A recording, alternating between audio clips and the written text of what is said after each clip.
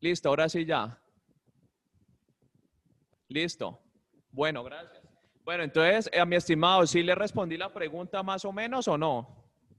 Sí, profesor, algo que usted me dijo muy importante, el sentido de pertenencia y el compromiso con la ciudad. Sí, es eso. Es el compromiso, ¿ya? Y que no se roben la plata. A ver, yo les voy a ser sincero. Le voy a ser muy sincero porque yo trabajé en administración pública, ¿ya? Siempre se roban algo, siempre, ¿ya? O sea, dicho así escuetamente, siempre, ¿ya? Siempre van a robar una partecita, ¿ya? Pero digamos que hay que saber cómo se dice cómo, que a saber hacer las cosas, ¿ya? Para eso están los abogados también y justificar muy bien. Por ejemplo, ahorita estuvo investigada aquí en la gobernadora del Valle, ¿no? Hace unos 4 meses, que la Procuraduría le dijo que había un sobrecosto en la contratación de los elementos del COVID, ¿ya? Ella y la secretaria de Desarrollo, ¿ya? Pero ahí que tiene que hacer el abogado. ¿Cuál es la labor del abogado? A ver. Usted le dice, vea, me llegó una Justificar el investigación de gasto. la Procuraduría, ¿qué hago? Usted le dice a la gobernadora o la gobernadora, ¿qué hacemos? Abogado. Justificar la licitud de esos gastos. Ajá, Justificar el gasto. tiene que justificar el gasto, ¿ya? Y ahí que tiene que armarse el abogado. ¿De qué? De argumentos, ¿no? De argumentos, de documentación, de soportes.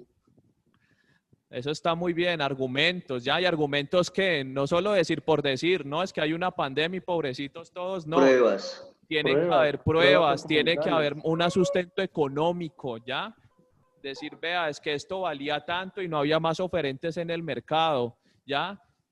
Por tal razón, o sea, como hay un único oferente y atendiendo la necesidad del momento, pues tenemos que contratar como municipio. Y uno ya le mete, ¿qué? Principios constitucionales, ¿ya?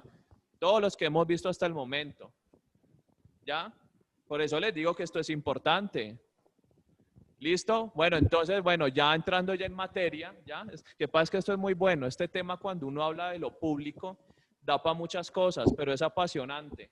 ¿Listo? Entonces, ya hemos visto pues hasta antes del primer parcial, ¿qué hemos visto?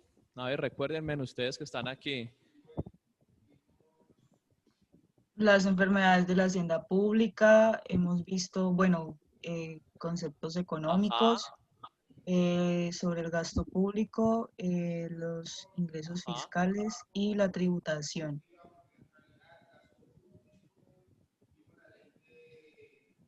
La ley de Wagner, vimos a Keynes, vimos las herramientas.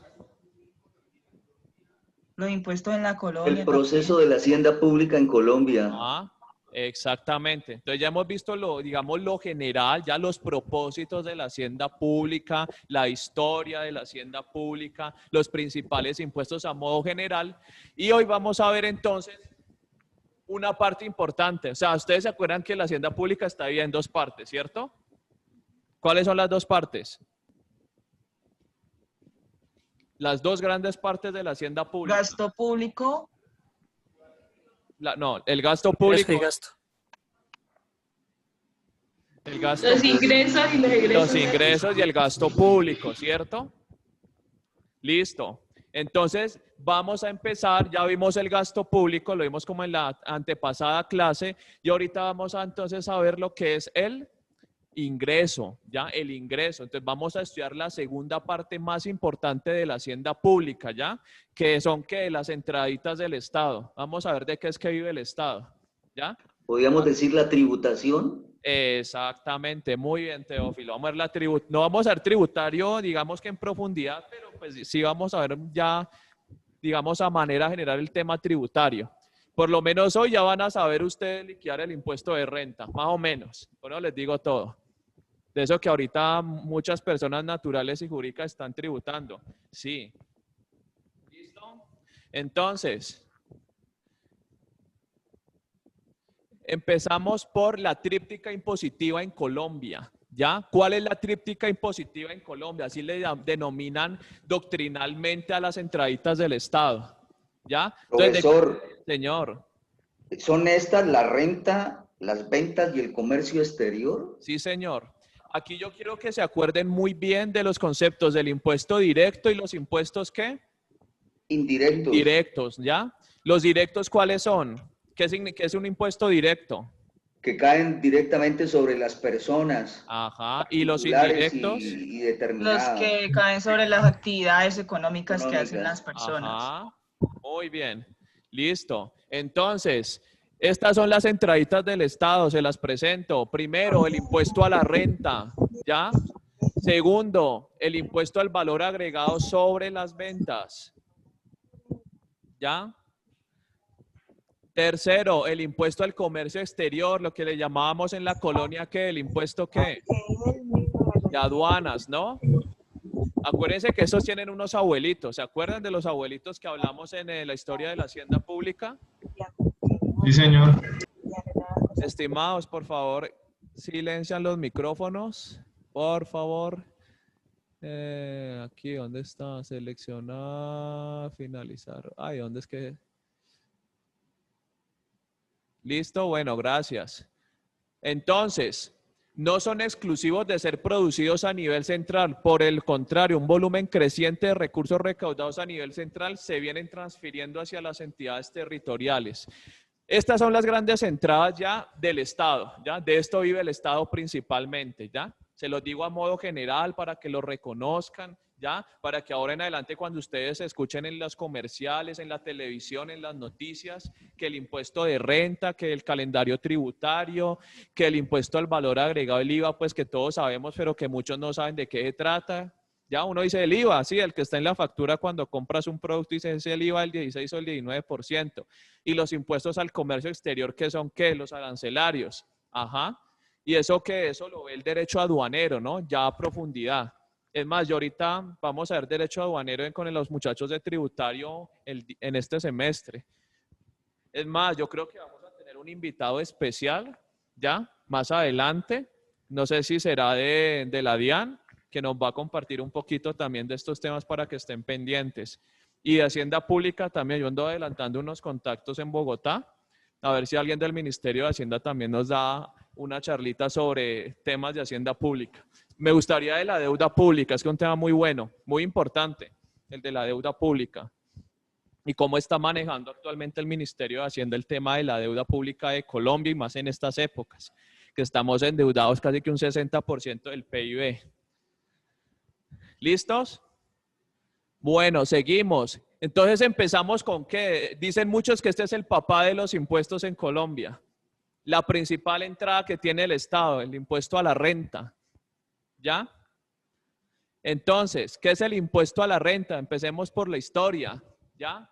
Fue implementado inicialmente solo para sufragar las guerras napoleónicas. ¿Ya? Tuvo auge con la revolución industrial en el siglo XIX. ¿Ya? Ustedes se acuerdan muy bien cuando en Historia de Colombia vimos que trataban de imponerlo aquí en Colombia, ¿sí se acuerdan? ¿Se acuerdan quién fue el que propuso eso? Castilla y Rada. Ajá, Castilla y Rada. ¿Por qué en el siglo XIX? ¿Qué pasaba económicamente en el siglo XIX? Que, pues, según lo que tenía entendido, era que el país dependía mucho de lo exterior. Ajá, y a nivel mundial, ¿qué pasaba? ¿Qué revolución? Habían muchas guerras civiles y eso variaba mucho El crash económico, la Gran Depresión. la economía.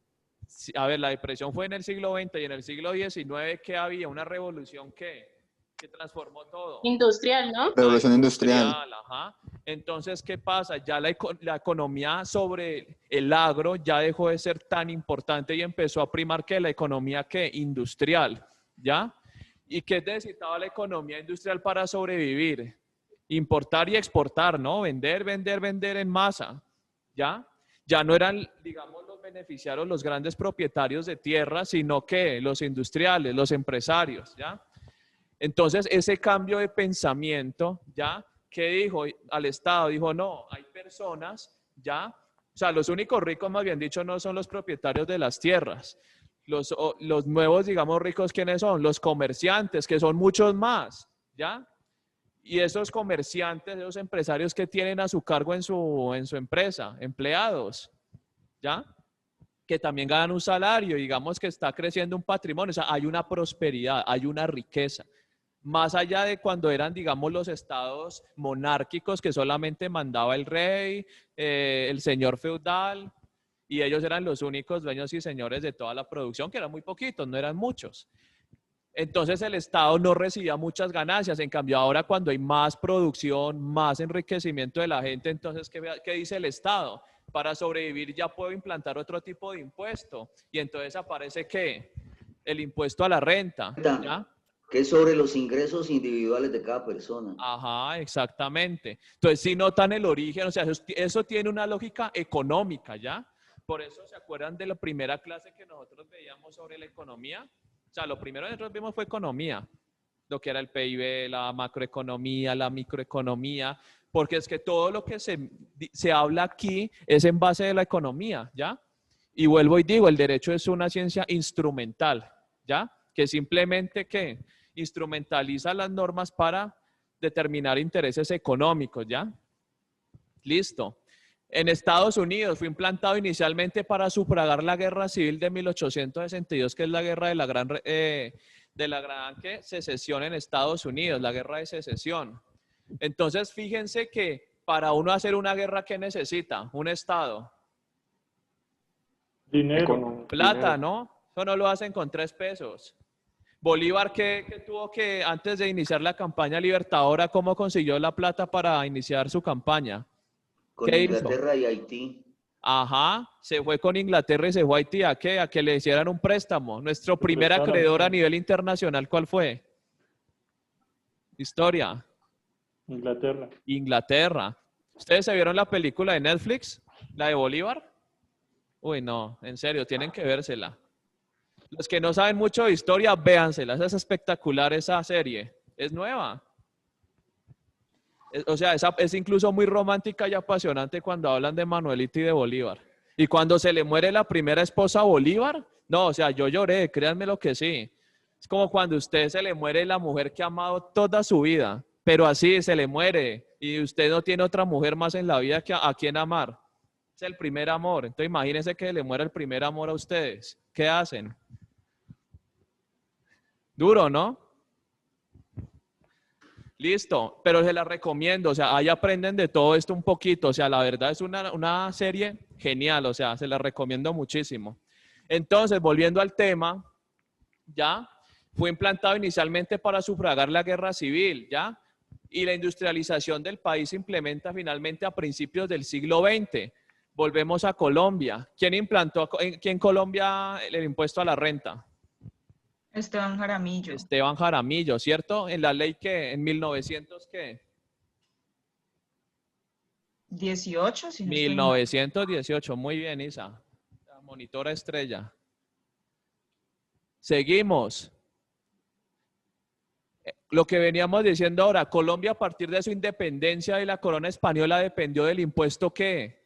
De aduana, ¿no? Y el impuesto de aduana es que directo o indirecto. Indirecto. Indirecto. No me vayan a salir el día del parcial final, que es oral, que no, que el impuesto indirecto que es el de renta y el de aduana es directo. No, ahí sí, cero, de una. No aprendieron nada. ¿Ya? Aduana, ¿ya? Y era indirecto. El presidente Manuel Murillo Toro propuso mediante la reforma fiscal de 1850 que se implantara un impuesto directo y descentralizado. Ah, es que te Listo. Bueno, entonces, a Manuel Murillo Toro, ¿qué le debemos? El tema de la descentralización fiscal. Eso es importantísimo. Manuel Murillo Toro, liberal, por cierto, político liberal. Los liberales somos muy de avanzada. Yo soy presidente de las Juventudes Liberales de Cali. Ya por si a alguien le gusta la política y aprender de la buena política, pueden estar conmigo también. No sé si lo sabían. En mi Instagram dice, presidente de las Juventudes Liberales de Santiago de Cali.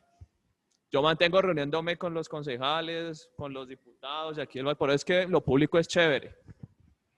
Ya, y uno conoce todas estas cosas. ¿Listo?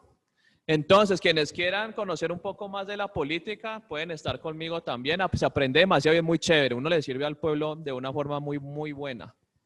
¿Listo? Entonces, este político de avanzada, Manuel Murillo Toro, propuso la descentralización fiscal, ¿ya? Entonces, él dijo, no, es que la renta no tiene que ser recaudada solo por el centro, por Bogotá, sino por las regiones. Y es algo que yo también diría hoy en día. Nosotros que tenemos tanta pobreza hoy en día, ya hay tanto territorio olvidado en Colombia, son un territorio que, digamos, cada uno tiene un potencial gigante de producir un poco de cosas, gigante. ¿Por qué la guerrilla está metida en tanto territorio? Pues porque hay ausencia de Estado. ¿Por qué tantos campesinos se vuelven guerrilleros? Pues porque hay ausencia de Estado, así de sencillo. ¿Por qué, digamos, los campesinos que siembran coca, ya les gusta sembrar coca y no otra cosa? Falta de oportunidad. Por falta de oportunidades. ¿Por qué? Porque los narcos les pagan más, ¿ya? Porque le sale mejor, le sale más productivo cultivar la Ajá. droga, el cultivo. ¿Ustedes vieron lo que pasó hace que un mes? Allá por Nariño, que un pueblo echó al ejército y dijo, no, no nos van a tumbar los sembrados de coca. Este mes, ¿no, profe? Sí, este mes fue en Nariño. Porque ellos ya tienen comprometido esto. Imagínense, o sea, si aquí, yo por eso es que yo siempre tengo la tesis académica de que Colombia debería ser un estado federal y no centralista, ¿ya? Si quieren, digamos, terminar la guerra y que no haya tanto conflicto, ¿ya? Miren nomás el ejemplo de Estados Unidos. ¿En Washington están las mejores universidades de Estados Unidos necesariamente? No. Claro que no, ¿cierto? ¿Dónde está Silicon Valley? A ver, ¿en qué estado de Estados Unidos está Silicon Valley? A ver, estimados. Eso es algo de la modernidad. ¿Está en California? En California, ajá. Está en California, ¿ya? Entonces, o sea, si nosotros queremos un desarrollo verdadero del país, ¿qué tenemos que hacer? Una descentralización fiscal, que cada departamento recaude su impuesto a la renta. ¿Para quiénes? ¿Para quiénes va a beneficiar? Para ellos Pues mismos. para nosotros ellos mismos. mismos. Para cada región. Imagínense el Valle, ¿cuánto le aporta a Colombia? ¿Cuánto le aporta a Colombia el Valle? Casi que el 60% del comercio exterior le aporta el Valle a Colombia. No es Antioquia, no es Barranquilla, ¿ya? Por Buenaventura. Es por Buenaventura. Y ustedes van a Buenaventura, ¿y cómo ven Buenaventura? Abandonado. Abandonado. Y Cali también va en el mismo camino, ¿ya? Si no nos ponemos las pilas. Y el Valle. ¿Sí me entienden? Por eso es que volvemos a la pregunta del compañero inicial que decía, no, porque es que en Antioquia y en Medellín allá sí hay progreso y todo, pues por los políticos, por los líderes, aunque no necesariamente políticos, ¿no? Pero necesitamos de líderes hoy en día aquí en el Valle, en la región. ¿Listo? Siguiendo con el tema, entonces fue finalmente el Congreso de la República quien mediante propuesta de quién, de Esteban Jaramillo, que era ministro de Hacienda en esa época, implantó el impuesto de renta mediante la ley 56 del 18. Después, mediante la ley 64 de 1927, se implanta el sistema cedular en el impuesto a la renta. Ustedes lo han escuchado, hoy en día hay un sistema cedular, ¿ya? Que fue un error funesto del Estado haberlo eliminado después del sistema cedular. ¿Por qué? Porque eso le permite a la DIAN recaudar de mejor manera los impuestos, de manera más organizada. Ahora vamos a ver en qué consiste el sistema cedular, ¿ya? Y mediante la ley 78 de 1935, ¿ya? Se acoge el sistema de tarifa única. Ay, me salté, ¿ya? Entonces, eso es importante que lo tengamos en cuenta. Seguimos. Cuando nosotros hablamos del impuesto a la renta, ¿a qué se enfrenta el Estado? O sea, listo, vamos a cobrar el impuesto a la renta, pero ¿cómo se lo cobramos? Profe, qué pena, una pregunta. Señora. ¿Será que usted me puede explicar brevemente lo del sistema cedular? Es que al momento de leerlo, pues la verdad no lo entendí muy bien. Listo. No, o sea, todavía no lo hemos explicado, ¿no? El sistema cedular. Pero digamos que la explicación así, digamos, general, es que, a ver, cada renta ya, o sea, en la declaración de renta, cada fuente de ingresos va agrupada, ¿ya? Hay un grupo. Y por cada grupo de ingresos hay una tarifa. ¿Listo?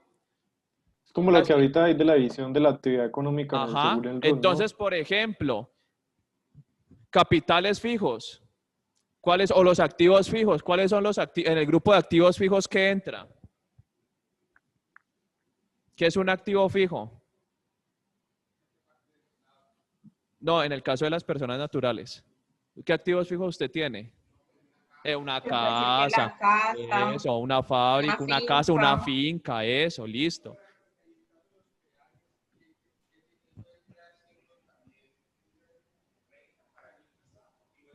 Eso es una tasa. Claro, claro que sí. Claro, esos son por servicios prestados. Pero es diferente, ya no es un impuesto. ¿Ya? Seguimos. Entonces, este es el sistema cedular, o sea, cada uno de los ingresos de las personas está clasificado y a cada clasificación o agrupación de ingresos se le aplica una tarifa de parte del Estado. ¿Sí me entienden? Eso es el sistema cedular. Por eso ustedes cuando van a dar una declaración de renta de la DIAN, ahí aparecen las agrupaciones. Número 1, activos fijos. Número 2, gastos ocasionales. Usted se ganó una lotería, una herencia de su papá o su tío rico, qué sé yo. Son entonces, ganancias ocasionales, doctor. Señor. Ganancias ocasionales. Ganancias no ocasionales, ajá. ¿Ya? Que eso lo vamos a ver ahorita también, el tema de las ganancias ocasionales. ¿Ya? Entonces, yo sé que este tema es muy chévere, muy emocionante y todo, pero vamos por partecitas para que me entiendan bien, ¿vale? Para que no se pierdan. Entonces, ¿cuál es el problema para el Estado? A ver, cuando usted va a decir, bueno, les voy a poner a que tributen un impuesto de renta, pero entonces yo, ¿cómo se los cobro ese impuesto de renta? O sea, ¿qué hago yo? ¿Cuál es la gran pregunta del Estado? Profe, que no solamente es necesario colocar un impuesto, sino ver hasta qué punto esas personas a quien ¿Quiénes le deben pagar y colocan, quién? que Perfecto. tengan la capacidad de pago, porque yo puedo colocar un impuesto, pero si la persona no puede responder por él, pues la situación tributaria va a ser muy mala.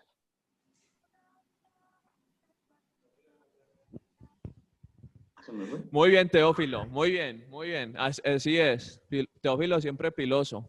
Entonces, el Estado dice, bueno, entonces, ¿cómo vamos a medir la capacidad de pago? Y ese es el gran problema a resolver de parte del Estado. Si yo los voy a poner a todos a tributar de acuerdo a sus ingresos, entonces, ¿cómo le va a medir sus ingresos? ¿De qué manera voy a saber si usted gana mucho, gana poco?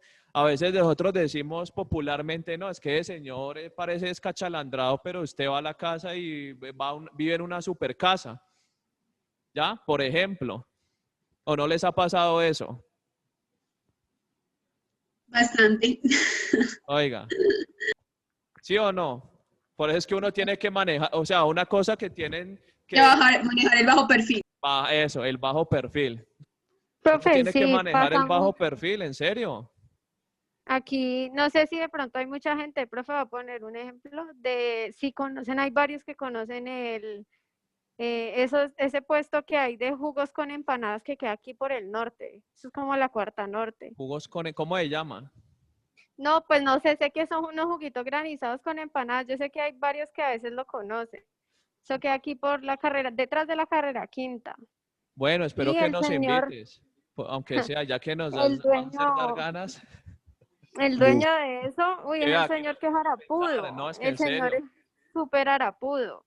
Ese Sí. señor anda así con esas uñas largas, sucias, pelilargo, así, pero tiene una casísima y tiene, mejor dicho, no se imaginan. Sí, en serio. No, pero ya no sé si usted dar hambre. Imagínate. Pero ahorita en la próxima clase le mando. No, aquí vamos a salir a comer, imagínense, los dos que vinieron. Les pensaban gastar una pizza por lo menos, pero pues no, yo pensé que iban a venir más. No, mi amiga sabe por qué no fui, profe. Bueno, seguimos. Profe, yo iba a ir, pero pues la verdad acabé de salir de la empresa, entonces pues me queda difícil. Tranquilo, no, tranquilo que hay casos que uno entiende que viven lejos, que trabajan, etcétera. Listo. Entonces, seguimos. Como les decía, o sea, el Estado tiene que mirar cómo es que usted tiene o no tiene plata o usted cuál es su real capacidad económica, ¿ya? Entonces, ustedes mismos lo han dicho. Uno a veces ve gente que uno parece que no tiene nada y tiene lo que usted ni se imagina, ¿ya? Entonces, busca consolidar el concepto de equidad en relación con la carga impositiva, ¿ya? Siempre se busca la equidad del Estado, saber quién es el que tiene y el que no tiene para saber cuánto yo le voy a imponer, ¿ya?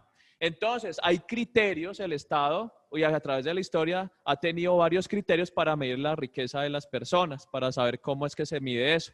Entonces, hay 4 sistemas. El sistema cedular, el criterio de Hayek-Simons, el criterio de Nicholas Kaldor y la teoría de Maurice Allais, ¿ya? Para que lo tengan en cuenta, ¿ya? Así sea que cuando del parcial final yo les pregunte, bueno, ¿cuál es el sistema que adoptó Colombia para medir la capacidad de pago a las personas, para el impuesto a la renta? Entonces ustedes tienen que saber esto, ¿ya? Entonces, el sistema cedular, señor.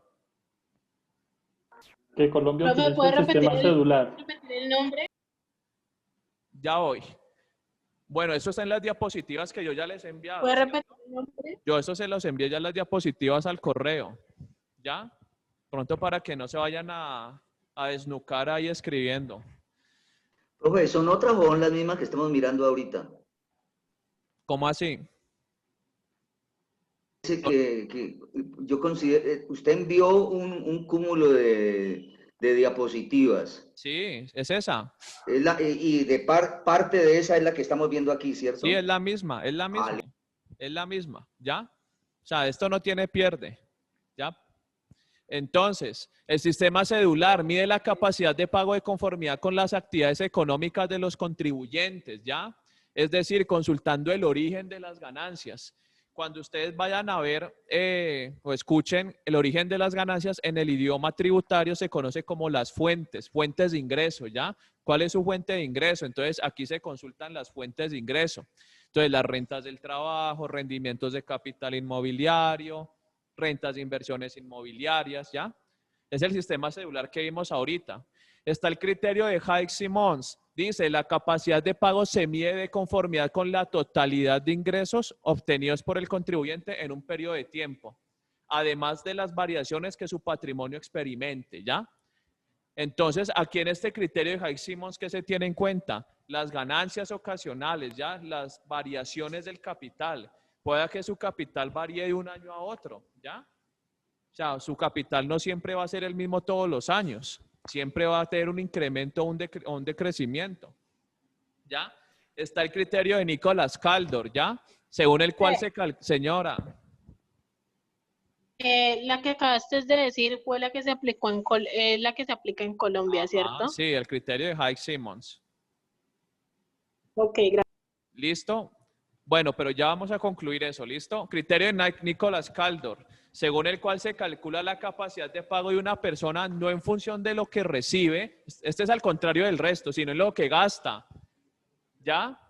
Pues entonces, por ejemplo, los de bajo perfil aquí no cabrían aquí en el criterio de Nicholas Kaldor, ¿ya? ¿Por qué? Usted dice, no, el hombre no gasta nada, entonces es pobre, ¿ya? Y resulta que no es pobre. Por eso es que este criterio no se aplica y no lo acoge el Estado para medir la capacidad de pago. Y está la teoría de Maurice Allais, que este man es una teoría loca, por así decirlo. Él dice, no debería tenerse en cuenta el impuesto a la renta, sino que cada tipo de ingreso debería tener un impuesto diferente. Entonces dice, propone eliminar la tributación directa mediante los siguientes mecanismos. Propone imponer impuestos sobre activos fijos, especialmente sobre la propiedad raíz en función de la plusvalía. Transferir al Estado todos los recursos que genera el sistema bancario a través de los créditos otorgados de sus clientes. Propone gravar todos los bienes de consumo con una tasa uniforme no progresiva. O sea, trata como de, digamos, medir la capacidad de pago en razón, digamos, de cada uno de los bienes, considerándolos independientemente, ¿ya? No en su totalidad y en su conjunto, como lo dicen los anteriores criterios, ¿ya? Entonces, para sus conclusiones, el criterio que acoge Colombia, ¿cuál es? El criterio de Hayek-Simons, ¿ya? Entonces, por eso ustedes ven que el impuesto de la renta, ¿cómo funciona? Usted lo que va a declarar ahorita es sobre las ganancias que obtuvo, ¿cuándo? El año anterior. El año anterior, ¿ya? Entonces, todo lo que usted ganó el año anterior, lo que ingresó a su patrimonio, ¿ya? Si tiene lo mismo, pues es lo mismo, y si no, pues por eso le preguntan en la declaración de renta, tuvo ganancias ocasionales, compró un carro, una casa, le dieron una herencia, ¿ya? Etcétera, etcétera. Se divorció también, eso entra cuando hay la liquidación de la sociedad conyugal. Todo eso. Puede bajar la renta de acuerdo a una quiebra o a unas pérdidas. También, todo, también. ¿Ah? Profe, pero en Colombia también no tiene que ver algo el sistema cedular. Sí, claro, muy buena Que yo anotación. digo que es como una combinación de Simmons con cedular. Ajá. O sea, en conclusión, y iba para allá también, o sea, el sistema cedular es el método para poder, ¿qué? Para poder calcular, digamos, el ingreso. Pero se acoge el criterio de Hayek-Simmons en cuanto al tiempo, ¿ya? O sea, se declara de un determinado tiempo que es un año, ya, para poderse tributar.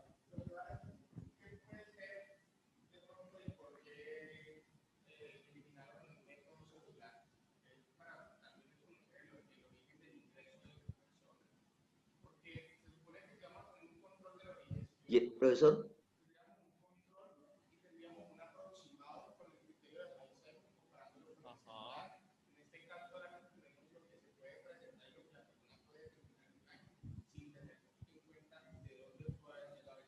Claro. Sí, no, o sea, lo que pasa es que por eso es que se combinan estos dos sistemas, ¿no? En cierta manera, ¿ya? Estos dos sistemas se combinan, tanto el criterio cedular como el criterio de Hayek-Simmons. El uno en cuanto al, digamos, a la clasificación y el modo de, digamos que de recolectar esos recursos, ya a través de la clasificación de activos, de ganancias ocasionales, de los grupos. Y el criterio de Hayek-Simmons es en cuanto al tiempo, ¿ya? Porque eso toca, digamos, temporalizarlo. O sea, usted no me va a declarar por 6 meses, ni por lo que ganó de enero a agosto, no, sino que es un año, un calendario. Profesor. Señor. En la situación de la tributación desde el punto de vista cedular, ¿cada actividad tiene un determinado dígito de cobro o es en general? Creo que es particular. ¿Cada actividad tiene un determinado monto? Claro. ¿O es genérico? Claro, son, digamos, o sea, eso depende del criterio, ¿no? Por eso les decía, si hay digamos, un criterio que es los activos fijos. ¿Qué es un activo fijo? Pues los inmuebles, es que yo debía haberles traído hoy una declaración de renta. Es que como las tengo para la clase de tributario, pero las debía haber traído. Entonces, hay unas clasificaciones y en la declaración están, ¿no? Por numeritos, clasificaciones. Entonces, el contador, ¿ya? Que esas liquidaciones sí las hacen los contadores, aunque ellos se creen abogados. Si aquí hay algún contador, me disculpa. Pero es que no, es que es en serio. Pues para eso está la especialización de derecho tributario. Igual es para los contadores también, ¿no? Pero bueno, de todas maneras, cuando su contador le hace la liquidación, ¿ya? ¿Ustedes qué le preguntan ellos a ustedes? ¿Cuánto fue? ¿Qué ingresos tiene? Que si compró Los algo ingresos, las Y las compras, detenciones que tuvo le alguna eso. ganancia ocasional. debitado. Ajá, exactamente. Los bienes a su nombre también, ¿no? Les piden el certificado bancario, cuánto tienen sus cuentas, facturas, si tienen una empresa, si tienen acciones también. Y eso lo vamos a ver ahorita, el tema del impuesto de la renta en las sociedades. Seguimos. Ahorita, profesor, ahorita ingresaron a declarar renta a los empleados públicos de bajo rango. Prácticamente todo el que es empleado público debe declarar renta. No estaba esa nota anteriormente. Listo. Seguimos. Y hay otra cosa importante que también el hecho de que uno declare no significa que le dé para pago, ¿no? Es simplemente reportarle al Estado lo que uno tiene en muchas ocasiones. Que uno y no existe. le damos con las bases. Es decir, yo les digo a los contadores, les digo, uno cuando declara en cero es decirle al Estado, vea, soy pobre, punto.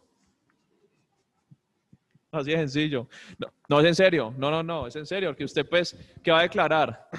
Ustedes acá saben que hay unos topes, ¿no? Hay unos topes para uno empezar a declarar renta, pues a pagarle al Estado, ¿ya? Son creo que 154 millones el mínimo, algo así, anuales. Si usted tuvo ingresos por más de 150 millones al año, pues declara. Ya, paga algo al Estado, una tarifa. O por compras también, que no, creo que están por 40. Por compras superiores a 44 millones de pesos. Ajá. Sí.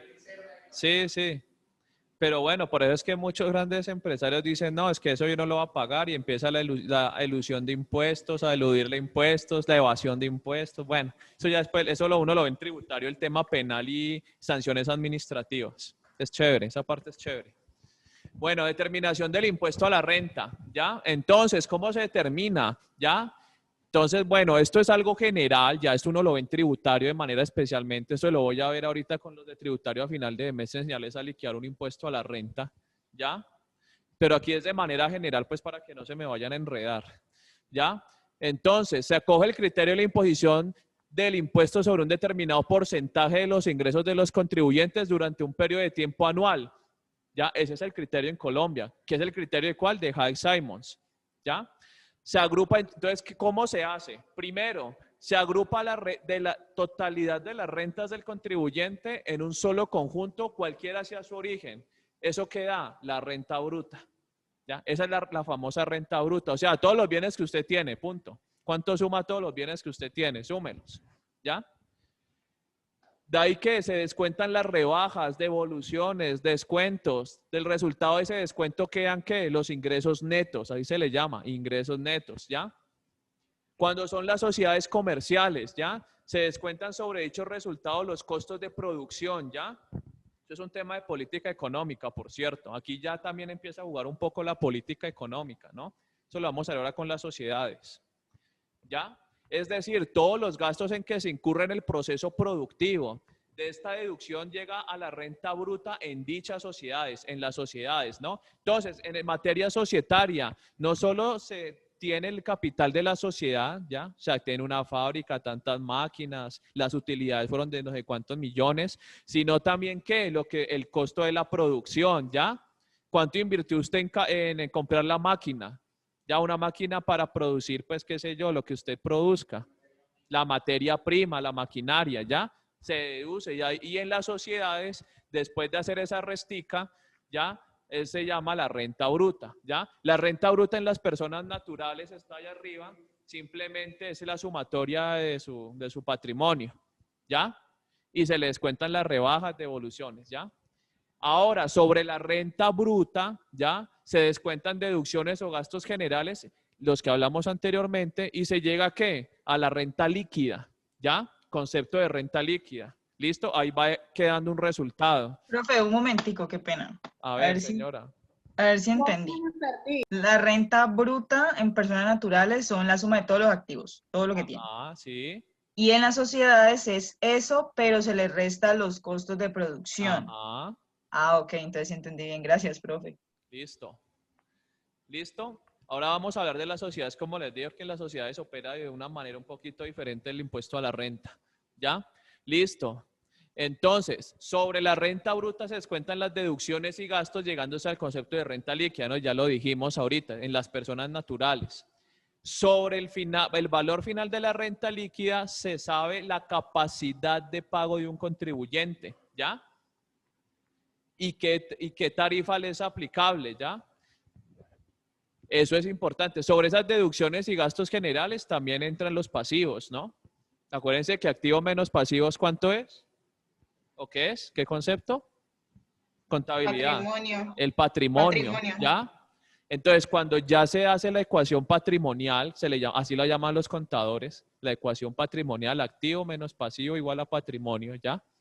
Yo eso sí me supo a cacho, perdónenme la expresión porque yo soy auxiliar contable. Yo en mi colegio yo me gradué de auxiliar contable en 9º de bachillerato. Entonces eso me tocó hacer todo lo que hay en los contadores, ¿ya? Pero eso sí me acuerdo someramente. Pero es importante, créanme que es importante uno saber de temas de contabilidad y los números es fundamental. Un abogado que sepa de números es súper.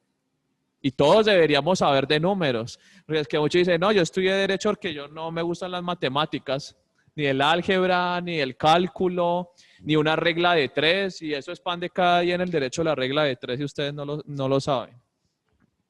En serio. ¿Sí saben hacer regla de 3 o no? Regla de 3 simple. Esa es una, ¿no? Querido Teófilo, usted sabe hacer regla de 3, me imagino. Teófilo, ¿se fue Teófilo? No, sí, profesor, aproximamos a hacer la regla de 3, y tanto es tanto, tanto dará tanto. Eso, sí. Me encanta, por eso es que me encanta conversar con los educadores.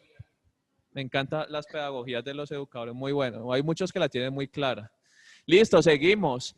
Es de potestad del Estado establecer las rentas exentas. Ahora vamos a ver las exenciones, ¿no? Ahora vemos el tema de las exenciones. En relación de algunas actividades de la economía en cierto tiempo y con el fin de alcanzar un beneficio fiscal, ¿ya? Porque ahora vamos a ver que esto no es simplemente tema matemático, sino también de que política económica, ¿ya? Eso es importantísimo. Es potestad del Estado otorgar exenciones a los contribuyentes con el fin de atender su calidad mínima de existencia, ¿ya? Ya vamos para allá. Bueno, ¿qué pasa entonces? Vamos para la economía. ¿Qué pasa entonces si usted me va a declarar ya de lo que usted ganó el periodo pasado o el año pasado, ya? Pero resulta que la moneda ya no vale igual, que la economía ya es diferente, porque no es lo mismo la economía de hace un año de la de y más con lo que estamos viviendo ahora. Se realiza un anticipo para el año siguiente. Ajá. Entonces, el Estado, como bien supo desde un principio que el impuesto a la renta no le garantizaba que lo que usted declare va a ser lo mismo siempre, ¿ya? No van a ser las mismas ganancias siempre, ¿ya? Sino que el factor económico va a golpear mucho. Siempre va a haber una inflación, va a haber una recesión, va a haber un desempleo, van a haber enfermedades económicas que van a afectar la economía y eso nos afecta a todos, ¿ya? Por ejemplo, ahorita, ¿ustedes se imaginan cómo van a ser las declaraciones de rentas el próximo año? ¿Se han puesto a pensar eso? Ahorita los del Ministerio de Hacienda están patas arriba que no saben qué hacer para tratar de a ver cómo se recauda algo para el próximo año. ¿Ya?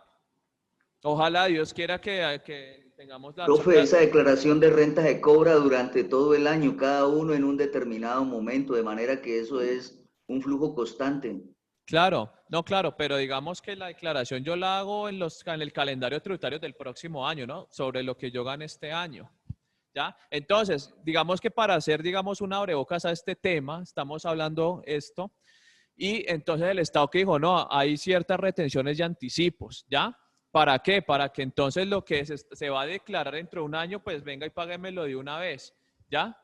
Hay ciertas cosas que se dicen que por política económica dice, no, págueme usted de una vez esto, ¿ya? Y eso se lo descuento de la declaración que usted me vaya a pagar dentro de un año, pero me entra de una vez al fisco lo que usted de una vez de manera anticipada, ¿ya? ¿Sí me hago entender? Entonces, estas figuras impositivas surgen inicialmente como medidas para reducir el déficit fiscal de lo recaudado por el Estado, pues este recauda según la renta presentada en el año anterior, ¿ya? Busca atenuar el efecto erosivo de la inflación, señor. Señor, ¿quién iba a hablar? Yo, profesor, ¿será que puede repetir que me falló el internet y se me entrecortó? Gracias. Listo. ¿En dónde te quedaste? ¿En las retenciones y anticipos? Sí, señor. Listo. No, o sea, yo lo que les digo es que el Estado ya, para, digamos, no esperar a que usted declare renta y que se le deprecie la moneda, porque no es lo mismo que usted lo que declare hace un año que lo que va a declarar ahorita, con el fin de asegurarse alguna ganancia, un margen de ganancia en lo que va a recaudar, pues que crea las figuras de las retenciones y de los anticipos, ¿ya? Lo digo a manera general, eso también tiene unos cálculos y unas formas de liquidarse, ¿no? Eso se lo vemos en tributario, ¿ya? Pero aquí digamos que es, digamos, a modo de concepto para que ustedes ya lo entiendan, ¿ya? Para que ustedes cuando escuchen en las noticias que el Estado tiene una política de anticipos o se fijó en estos anticipos y estas retenciones, ¿ya? Entonces ustedes ya saben de qué hablan. ¿Listo? Entonces, estas figuras impositivas surgen inicialmente como medidas para reducir el déficit fiscal de lo recaudado por el Estado. Entonces, hay dos figuras. Una es la famosa ¿qué? Retención en la fuente o la retefuente. Y la otra es el anticipo, simple y llano. Entonces, la retención en la fuente consiste en la obligación que incumbe a quien realiza pagos de retener un porcentaje preestablecido por la ley y entregarlo a la administración de impuestos, ¿ya? Entonces, por ejemplo, hay unos sectores económicos, ¿ya? Que están obligados a ¿qué? A retener en la fuente, ¿ya? Por ejemplo, los trabajadores independientes tenemos que tener una declaración de retención en la fuente, ¿ya? Hay ciertos sectores que la ley, dependiendo de la política económica también, porque eso no es que siempre van a tener la retención en la fuente, los mismos pueda que sí, pero pueda que no, ¿ya?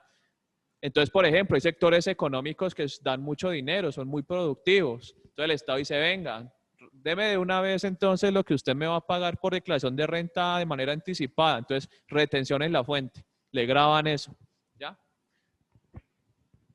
Y el anticipo, ¿ya? Consiste en que determinados contribuyentes, normalmente aquellos cuyos ingresos principales no se reciben, ¿ya? A través de pagos sometidos a retención, deben pagar de manera anticipada una porción de impuestos que se declararán y pagarán el año siguiente.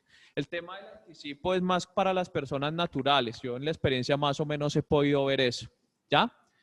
El tema de la retención en la fuente es más como las actividades económicas, ¿ya? Claro. Es como más para empresas la retención en la fuente, ¿no, profe? Sí, señora. Una pregunta es que no me quedó claro. Por ejemplo, un ejemplo de retención en la fuente. Un contratista va a hacer un contrato por 500 millones de pesos, pero se paga, usted dijo que se puede dar un abono antes de, o es posterior en la retención en la fuente. En el anticipo es antes de, pero entonces en la retención, ¿cómo sería? No me quedó claro. Es lo mismo, los dos son antes de. Vuelvo al punto para que les quede claro. Usted tiene que declarar renta, ¿no? ¿Sí o no? Tienen que declarar renta, ¿ya? Para el próximo año, todo lo que usted ganó este año, ¿ya? Entonces, el Estado, ¿qué quiere? Que no se espera, el Estado no se espera a veces, ¿ya? Dice, no, ya, de one, ¿ya? Eso a veces me hace acordar de las relaciones amorosas también. Dice, no, yo no voy a esperar hasta por allá, eso es de una. Es ya o ya, decídase, ¿sí o no? Sí, así. ya. El Estado es lo mismo. Perdónenme que les haga esa comparación, pero es casi lo mismo. Bueno, aquí dicen que es tóxico, ¿no? Bueno, el Estado puede que sea tóxico, ¿no? Pero bueno.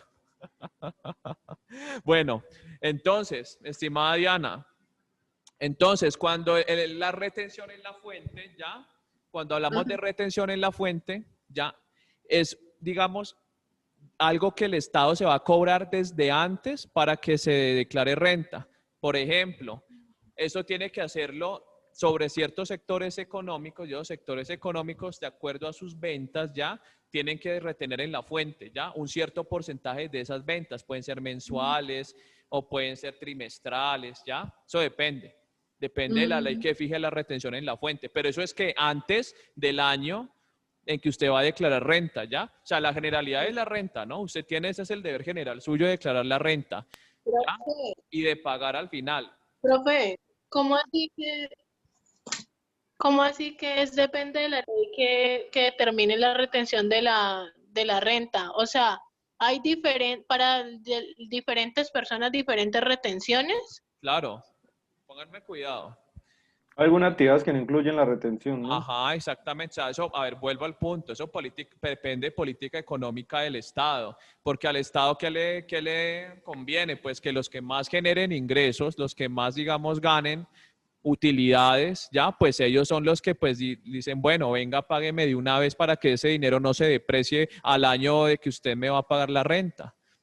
Y yo eso se lo descuento ya un año después, ya cuando usted vaya a declarar en la renta. Por eso en la declaración de renta hay descuentos, hay devoluciones, ¿ya? Hay una partecita en que se liquida eso, ¿ya? Entonces ahí se devuelve parte de lo que le retuvo en la renta. Pero en el fondo del asunto, ya en el fondo, es un beneficio para el Estado, porque vuelvo al concepto de la inflación, ¿ya? La moneda no lo vale lo mismo hace 6 meses que hoy en día, totalmente diferente, ¿ya?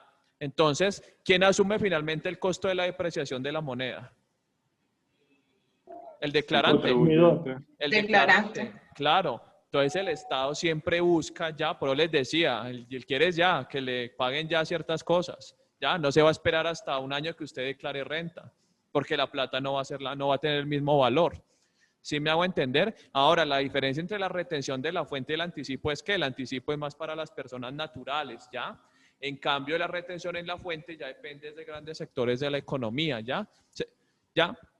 Temas de, por ejemplo, comercio, minero, manufactura, ¿ya? Productos. Profe. Alimentos, comercialización, señor.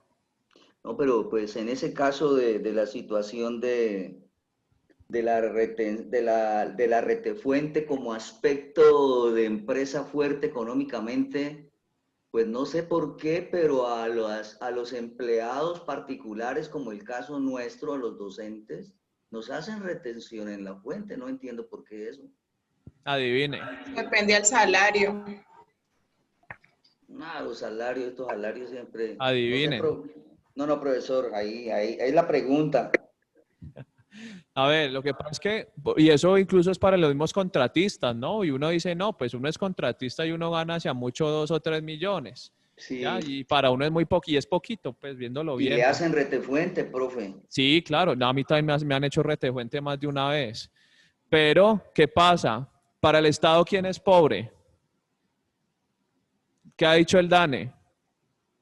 Las personas que se ganan menos del salario mínimo. Ajá, y los que ganen más La de mitad un del salario salario, ¿no? mínimo, ¿qué pasa? Entonces, si uno se gana 2 millones, ¿eso para el Estado qué es? No, ya está bien uno económicamente. Ajá. ¿Usted no vieron las noticias que pasó el semestre pasado? O sea, que hubo, o el año pasado, creo que hubo que sobre el criterio que determinó el Estado a través del DANE para determinar quiénes son ricos y quiénes son pobres. O a partir de cuánto es digamos, la cuantía para decir, no, este señor es millonario y él es pobre. ¿Ya? ¿Sí se acuerdan de eso? Eso lo dijeron. Sí, ¿Ya? habían dicho como que 130.000 era una cifra súper absurda. Sí, exacto. Por eso es que hubo un debate y todo el mundo decía, no, pues imagínense, si uno con un salario mínimo, pues ni siquiera vive a veces. ¿Usted cuánto le da a un mercado? 1 millón de pesos, un buen mercado. Entonces imagínense. Pues yo no sé, eso son cosas del Estado. Por eso les digo que esto es política económica, ¿ya? Esto es pura política económica. ¿Y quiénes hacen la política? ¿Quiénes hacen las leyes, perdón? El Congreso. El Congreso, ¿ya? Por eso les digo, interésense en la política, gústenle la política. La política, lo que pasa es que ha habido gente muy mala en la política, pero es porque que la gente buena no ha querido estar en la política. Y hay gente muy pila y muy inteligente. Si no nos ponemos nosotros las pilas, pues llegan cualquier, perdónenme la expresión, cualquier pelmazo y hace lo que le da la gana. ¿Ya? Por eso les digo que nosotros tenemos que tomar las riendas del país. ¿Quiénes van a gobernar de aquí a unos años? Ya los que están viejitos, ya Uribe, Gaviria, tantos esos que ya están canosísimos, que ya hasta el mismo Petro, pues, si me van a apretar. ¿Ya? Están viejos. Ellos no van a vivir toda la vida, ellos qué más quisieran. Pero pues ellos no son eternos. Entre comillas. Profe, por ejemplo, esos fondos de solidaridad y subsistencia que también le descuentan a uno del salario para aportar en salud y demás, eso también tiene que ver con esto de la hacienda pública y eso. ¿Lo de qué, perdón? Los fondos de solidaridad y subsistencia que descuentan a las personas del salario que para apoyar el tema de la salud, como ser solidarios pues en el tema de la salud para ciertas personas que ganan ciertos salarios mínimos. Ya. ¿Eso también tiene que ver con la hacienda pública? Pues a ver, esos son temas más de política parafiscal. ¿Se acuerdan cuando vimos los parafiscales?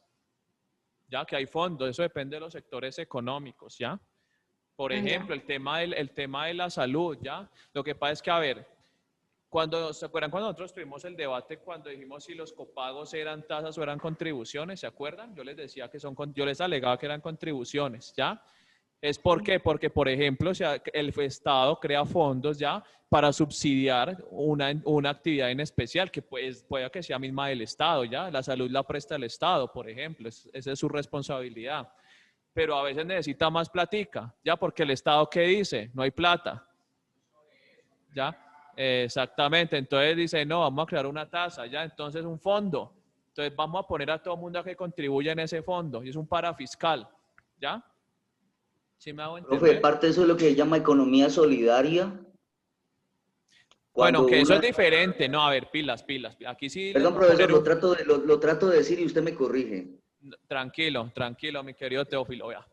No se vayan a confundir y eso es para que lo aprendan, aquí estamos para aprender. Cuando nosotros hablamos de economía solidaria y hay una superintendencia que es la Superintendencia de Economía Solidaria, ¿ya? Hablamos del régimen de cooperativas, ¿ya? Que esos son unas entidades muy especiales. ¿O de subsidio entonces? Señora, señor. ¿O de subsidio? No, no, no. Ahí no tiene que ver nada. A ver, los subsidios son diferentes, ¿ya? Son del Estado. Ya, o sea, los subsidios hace parte de la política económica del Estado. Ajá. Eso sería un parafiscal, pero a veces el Estado, por ejemplo, hace subsidios cuando hay sectores que son muy golpeados en la economía, ¿ya? Por ejemplo, ahorita hay sectores que van a estar muy golpeados. El agro, por ejemplo, el agro es el que más subsidio ha recibido del Estado, yo diría. Ya, lo que pasa es que cuando llega ese subsidio a las entidades territoriales las vuelven nada. Ya, eso es otra cosa. ¿Ya? Por eso es que no se ve la plata. Pero, digamos que en materia, digamos, de subsidios, eso depende, pues, de la realidad económica de cada sector económico. ¿Ya? Y entonces el Estado dice, bueno, yo voy a hacer un subsidio y eso depende de la política pura y dura. Los congresistas le digan al presidente, vea, se está muriendo este sector, por favor, subsídielo. ¿Ya? O sea, eso es importante. ¿Listo? Entonces, el tema de la economía solidaria es el tema de las cooperativas, ¿ya? Que son unas entidades de derecho privado muy especiales. ¿Cómo funciona una cooperativa? Yo creo que muchos de aquí han estado en cooperativas. ¿Cómo funciona una cooperativa? Una cooperativa es que todos ponen y todos comen de lo que ponen, ¿ya? Por aportes. Ajá, entonces, pues, eso es una, digamos que es una no es una sociedad comercial porque no tiene como fin repartir utilidades, ¿ya? En sentido de dinero, en sentido financiero, ¿ya? Pero reparte que beneficios, ¿ya? Entonces, por ejemplo, ¿qué hacen los asociados a unas cooperativas? Entonces, obviamente aportan dinero, aportan capital, o sea, tampoco es que van a vivir pues del aire, no. Aportan dinero y aportan capital, pero entonces, ¿qué hace la cooperativa? Crea cursos, talleres, temas recreacionales. ¿Ustedes han escuchado eso? Yo creo que sí, que a veces las cooperativas dicen, vea, un viaje a San Andrés o tenemos un centro recreativo por allá en Dapa o por allá en el 18, bien chévere, ¿ya? O las cajas de compensación también, esas son otras, ¿ya? Aunque eso es más como el sector salud. ¿Listo? Más o menos me hago entender, pero no vayan a confundir el tema de la economía solidaria con el tema de subsidios. Eso es algo muy diferente, ¿ya? Para que lo sepan. ¿Listo, mis estimados? Seguimos, no vamos a acabar hoy. Amnistías y presunciones. Profesor. Señor. No le contestó a Teo, que estaba esperando yo también la respuesta, de la retención en la fuente. La retención en la fuente a las personas naturales como tal. Ah, ok. No, lo que yo le decía, o sea, eso depende, o sea, de la actividad económica que tú desempeñes, ¿ya? Por ejemplo, si tú tienes un contrato, por lo general, pues no vas, o sea, muy difícilmente recibes un contrato de un mínimo, ¿ya? Pueda que sí, pero digamos que los que retienen la fuente son personas que ganan más de un salario mínimo, ¿ya? Independientes, naturales, ¿ya? Entonces, lo que les decía, el Estado por política ya dice, no, pues usted no es, digamos, pobre, usted, o sea, no es considerado, digamos, que una persona a quien no se le retiene en la fuente. Por ejemplo, alguien que esté en el CISBEN, ¿ustedes creen que les van a retener en la fuente? No, o sea, ¿listo? Creo que no, profe. Listo, seguimos. Amnistía. Sí, señor, profe, qué pena. Señora. ¿Será que puedo ir un poquito más lento? Antes voy despacio. Hoy, yo no sé, es mi sensación. Hoy como que he explicado los temas más de una vez. Pues sí, se le entiende, muy pronto, muy profe, rápido. porque ha ido muy pronto, le ha tocado repetir. Listo, no, pero tiene razón, Teófilo. Listo, no, pero es bueno que me lo digan. Sí, gracias. Gracias, profe. Que pasa es que uno se emociona a veces mucho y uno... No, es en serio, no, yo soy muy feliz aquí con ustedes, pero gracias por advertírmelo. Listo, seguimos. Amnistías y presunciones. Entonces, ¿qué son las amnistías? Es un tema de política económica también. Buscan mediante reformas fiscales hacer borrón y cuenta nueva sobre los contribuyentes deudores del impuesto a la renta, ¿ya? Doctor.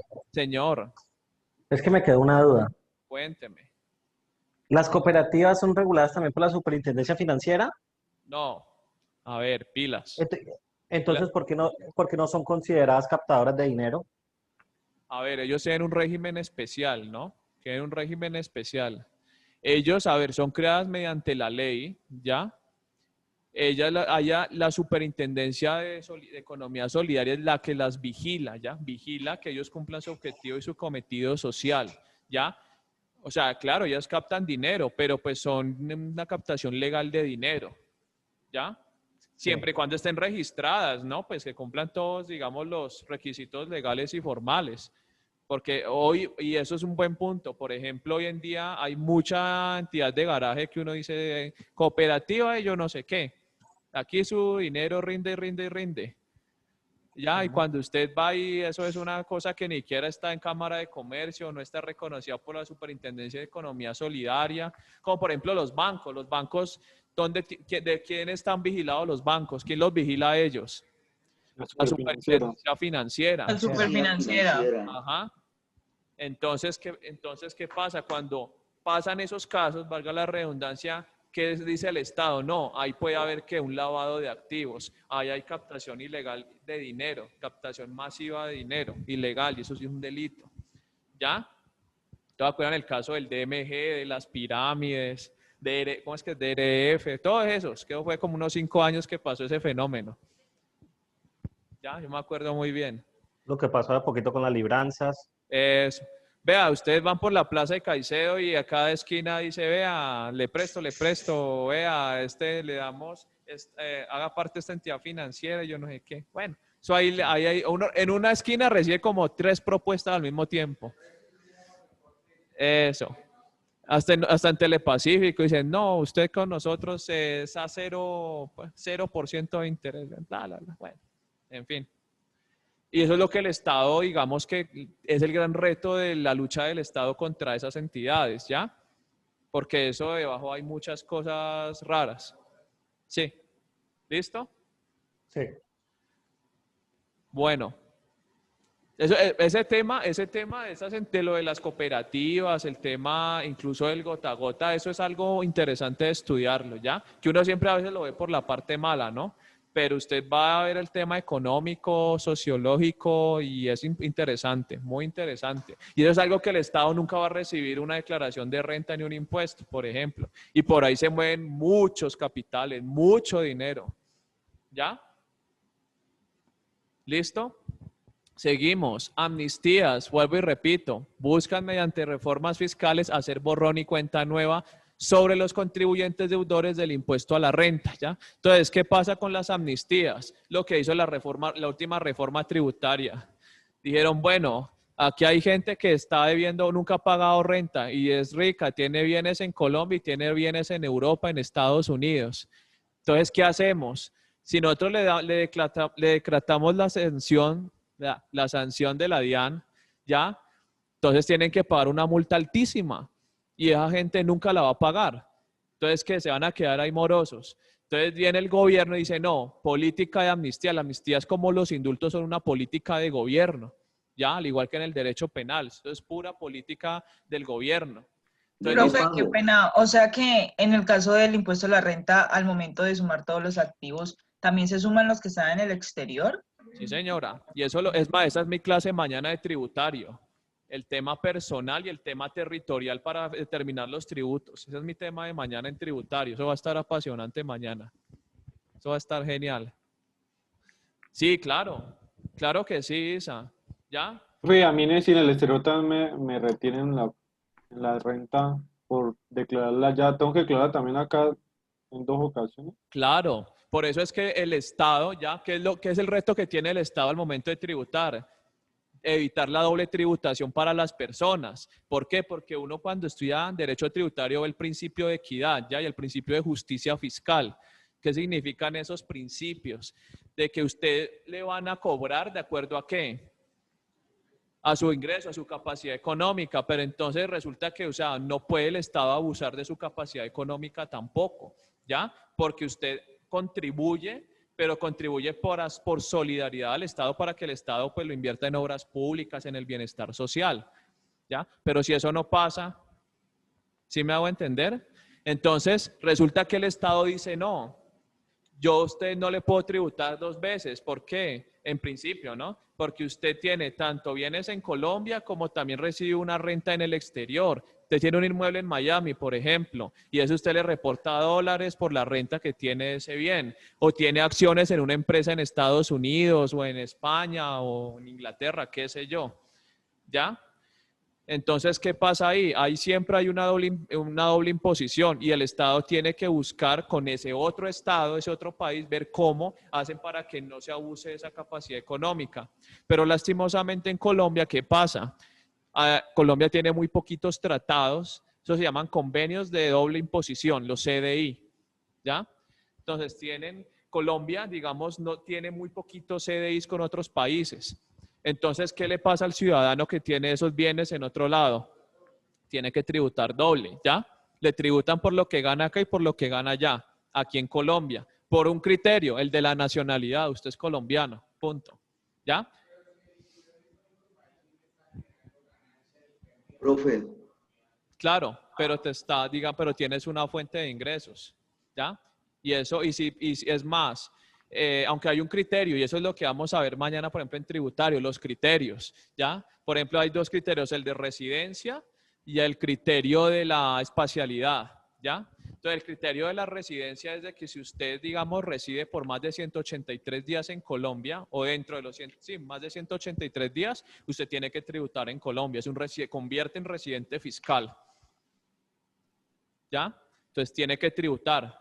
¿Ya? Así vuelva y se vaya nuevamente para otro lado, pero por ese periodo tiene que tributar aquí en Colombia, ¿ya? Si usted vive en otro país, pero aquí tiene hijos, tiene esposa, ¿ya? Tiene que tributar también, ¿ya? Por ejemplo. Entonces, eso es un aspecto importante que tener en cuenta. Entonces, ¿qué pasa con las amnistías? Para que no nos desviemos mucho del tema. Ese tema es muy bueno, ese tema es chévere, por eso es que la clase de mañana va a estar genial. Profe. Loca, cuénteme, señor. Entiendo por el texto que hay en la diapositiva que no solamente se trata de decirle a la persona que por ciertas circunstancias se le exonera del pago de una situación rentística, sino que trato de entender que se trata de que esa renta que no se había declarado ingrese definitivamente de una manera formal para que se hagan el cobro correspondiente. Pero como una manera, discúlpeme el término, como de cebito para atraer al declarante, le dice que por un determinado tiempo eso no va a tener el cobro como realmente es. Ajá, sí, exactamente, muy bien, estimado Teófilo. Entonces, lo que yo les iba a explicar era que entonces, cuando casi siempre pasa eso, y hay muchos colombianos que viven en el exterior, ¿no? O que, digamos, tiene su residencia en el exterior, pero pues también recibe muchas cosas aquí en Colombia, ¿ya? Pero resulta que esos bienes en el exterior no los declara, ¿ya? Jamás el Estado va a saber que usted tiene casas en otra parte. Entonces, ¿qué hace el Estado? Dice, bueno, listo, usted recibe rentas también del exterior, pero usted nunca me las ha declarado. Entonces, vamos a hacer una amnistía con usted, ¿ya? Me va a declarar poquito, no me va a declarar nada, pero me la declara, ¿ya? Pero, o sea, no le voy a cobrar la sanción de la que usted debería pagar por no haberme declarado. Entonces, eso es una amnistía.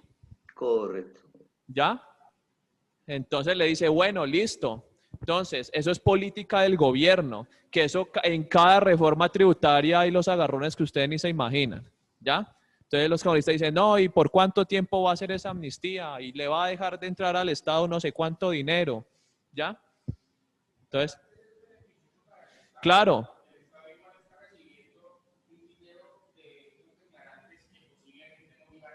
Ajá. Sí, eso es lo que nosotros aquí en lo pequeño, en lo chiquito, llamamos el papayazo tributario. El papayazo, ¿ya? Siempre va a haber papayazo. Entonces, por ejemplo, ustedes tienen a su mamá o a su abuelita que le dicen, mijo, ¿por qué no ha pagado llegó el recibo del impuesto predial? Y ¿qué hubo? No han pagado eso y eso nos van a cobrar sanción, nos van a cobrar mora y entonces, ¿qué va a pasar? Entonces, usted ya como abogado, ya que está formando, ¿usted qué le dice? ¿Qué le va a contestar usted? Que esperen el papayazo entonces, ¿ya? Siempre va a haber papayazo, o sea, ¿por qué? Porque al Estado ¿qué le interesa? O al municipio o al departamento. Que sea como sea, le ingrese algo, le entre algo. Que tributen. ¿Ya? Que tributen algo, mucho o poco, pero que tributen, ¿ya? Así de sencillo. ¿Listo? Entonces, las amnistías pueden ser de tipo patrimonial, una exoneración del impuesto a la renta siempre y cuando se incorpore o declare en el año siguiente, ¿ya? Por sanciones tributarias, es decir, por intereses debidos al fisco, lo que les decía ahorita de las sanciones, ¿ya? Esas son las amnistías. Vámonos para las presunciones, Esa es otra manera. Y eso sí que también ha sido tema de mucho debate en las reformas tributarias, ¿ya? Entonces, como en Colombia hay mucha informalidad, ¿ya? Hay mucho, digamos, comerciante que nunca, o sea, no se formaliza, ¿ya? Microempresario, ¿ya? Que dice, no, yo no me voy a formalizar. ¿Por qué? Porque, pues, o sea, primero que todo, pues, no es la gran empresa, no tengo para pagarle a unos trabajadores, pues, lo que se deberían pagar. O sea, la informalidad, ¿sí me entienden? Que no es mala. O sea, ahorita incluso en la Universidad de los Andes hubo un debate sobre la informalidad y la validez de la informalidad, que no siempre es mala la informalidad, ¿ya? Entonces es un debate interesante, el tema de la informalidad económica. Entonces, ¿qué pasa con esas personas, ya? Que no se sabe a ciencia cierta cuánto es que ganan. ¿Ya? ¿Cómo hace la DIAN para saber que un comerciante que no es formalizado cuánto gana o cuánto renta? ¿Ya? Muy difícil. Entonces, ¿qué hace usted como Estado? Va a entrar a presumir. Entonces, dependiendo de sus ingresos, ¿ya? De lo que usted recibe, entonces entra a presumir y dice, bueno, y usted entonces, si le entra tanto dinero, entonces es porque usted tiene una actividad adicional, ¿ya? Entonces, esa presunción es ¿para qué? Para aplicarle una tarifa determinada, ¿ya? Porque acuérdense que en los impuestos no simplemente se le cobra un impuesto, sino que ese impuesto va con una tarifa, ¿ya? Entonces, yo para saber aplicarle la tarifa que le voy a cobrar a sus ganancias, entonces tengo que saber cuánto es que usted tiene, ¿ya? Pero no siempre se va a saber, ¿ya? No todo el mundo declara renta. Entonces, el Estado entra ¿a qué? A presumir sobre esa persona, ¿ya?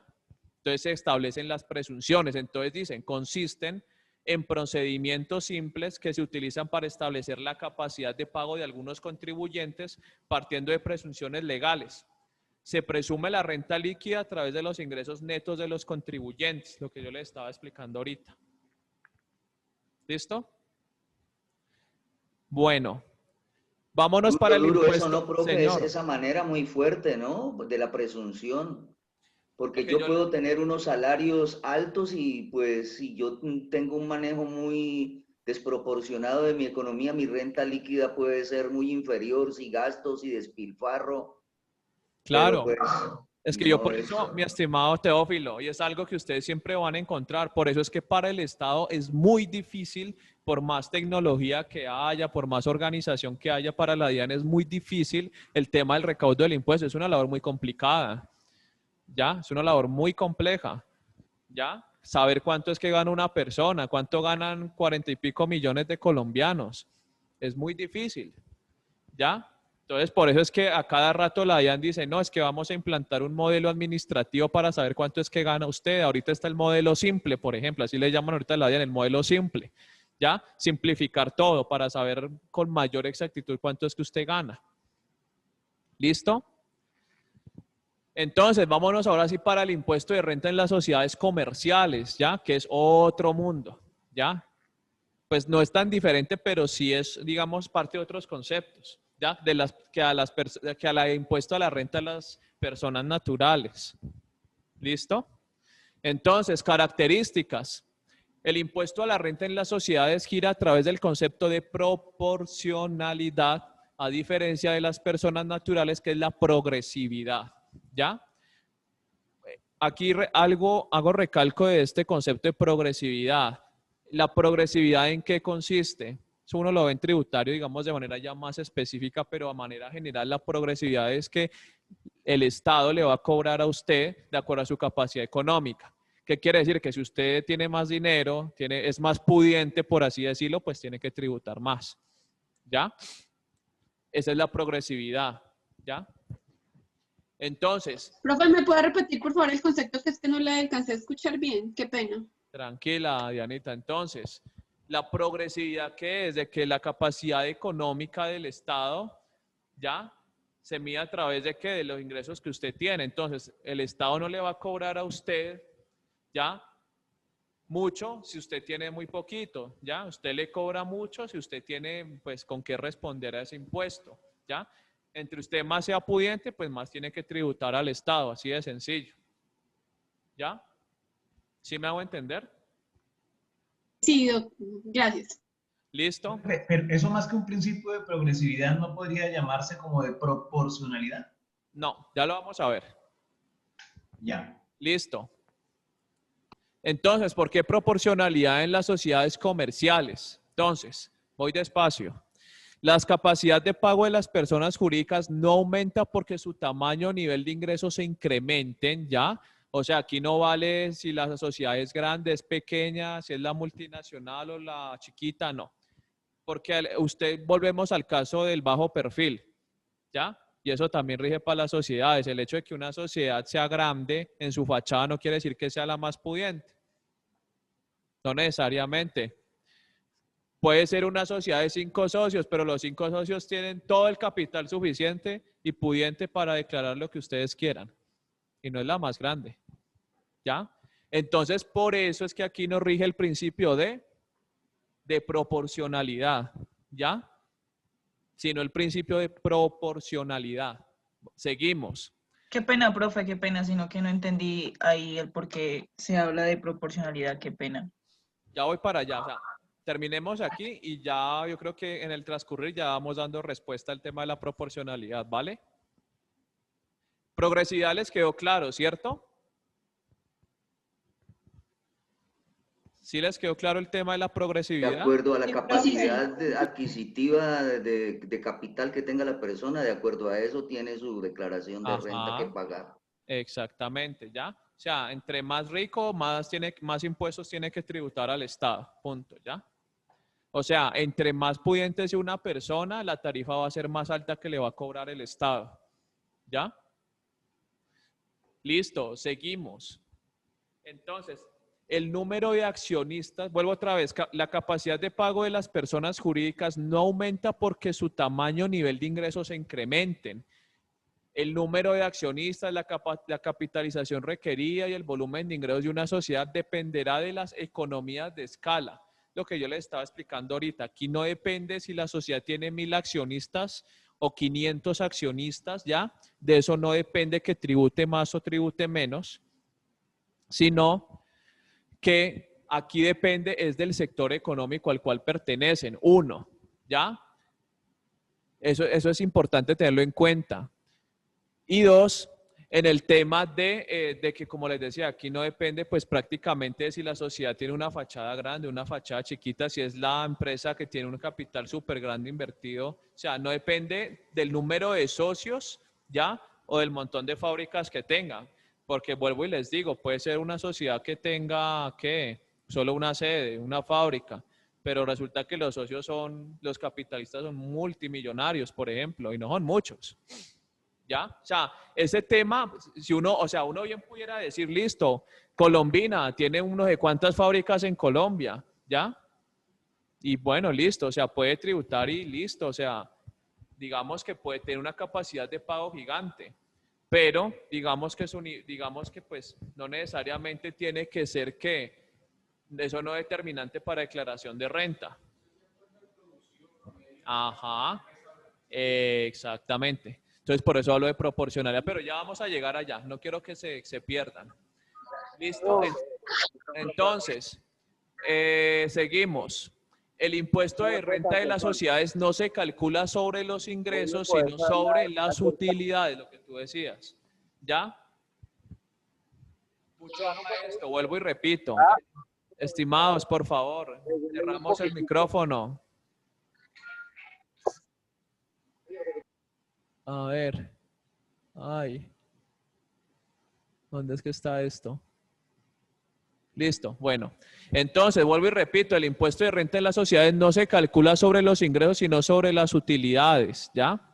El impuesto a la renta sobre sociedades comerciales que producen bienes o generan servicios puede ser transferido en su cobro a los accionistas o trabajadores. O sea, de esta manera, digamos que pues a ver, el impuesto de renta no siempre lo pagan las sociedades, o sea, lo pagan sobre las utilidades, pero eso vuelven y lo recobran ¿en dónde? ¿Dónde vuelven y recogen todo lo que pagaron? De los bienes o servicios, ¿ya? Entonces, vuelvo y repito, la declaración de renta en las sociedades, o sea, la capacidad de pago es a través de ¿qué? De las utilidades que genera una sociedad, ¿ya? Puede que sea la sociedad más chiquita, pero tiene unas utilidades gigantes. Ajá. Sí, claro, claro, porque es de las utilidades donde tú vas a declarar renta. Entonces hay que establecer una diferencia entre ingreso y utilidad. Me parece que generalmente esos dos conceptos nosotros casi que a veces, yo personalmente casi que los homologo.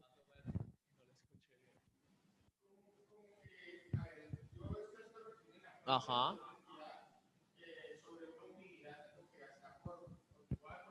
Ajá.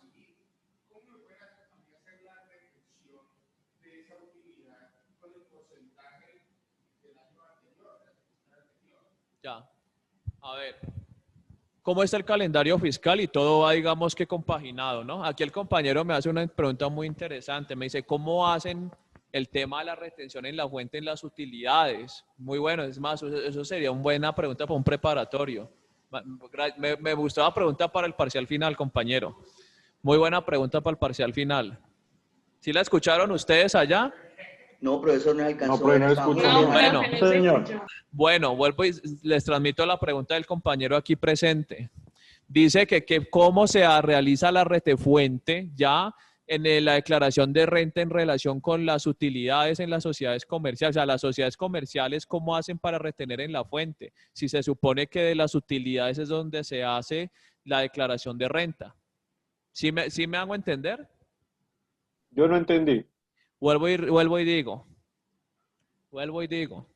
Entonces, resulta que sobre qué se declara renta en las sociedades, sobre las utilidades, ¿no?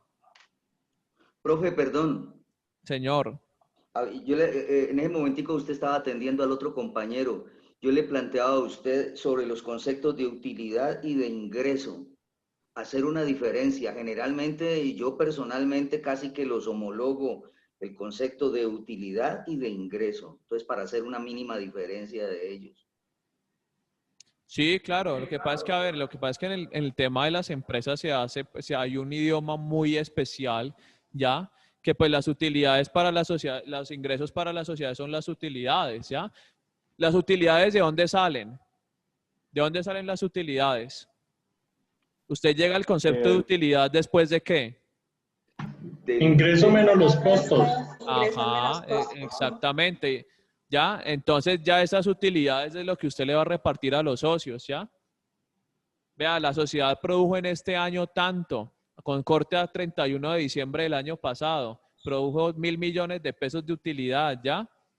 Ya ahí pues el financiero o el revisor fiscal de la empresa dice, vea, pasó esto, ¿ya? ¿Profe, es el concepto de plusvalía? No, plusvalía es diferente.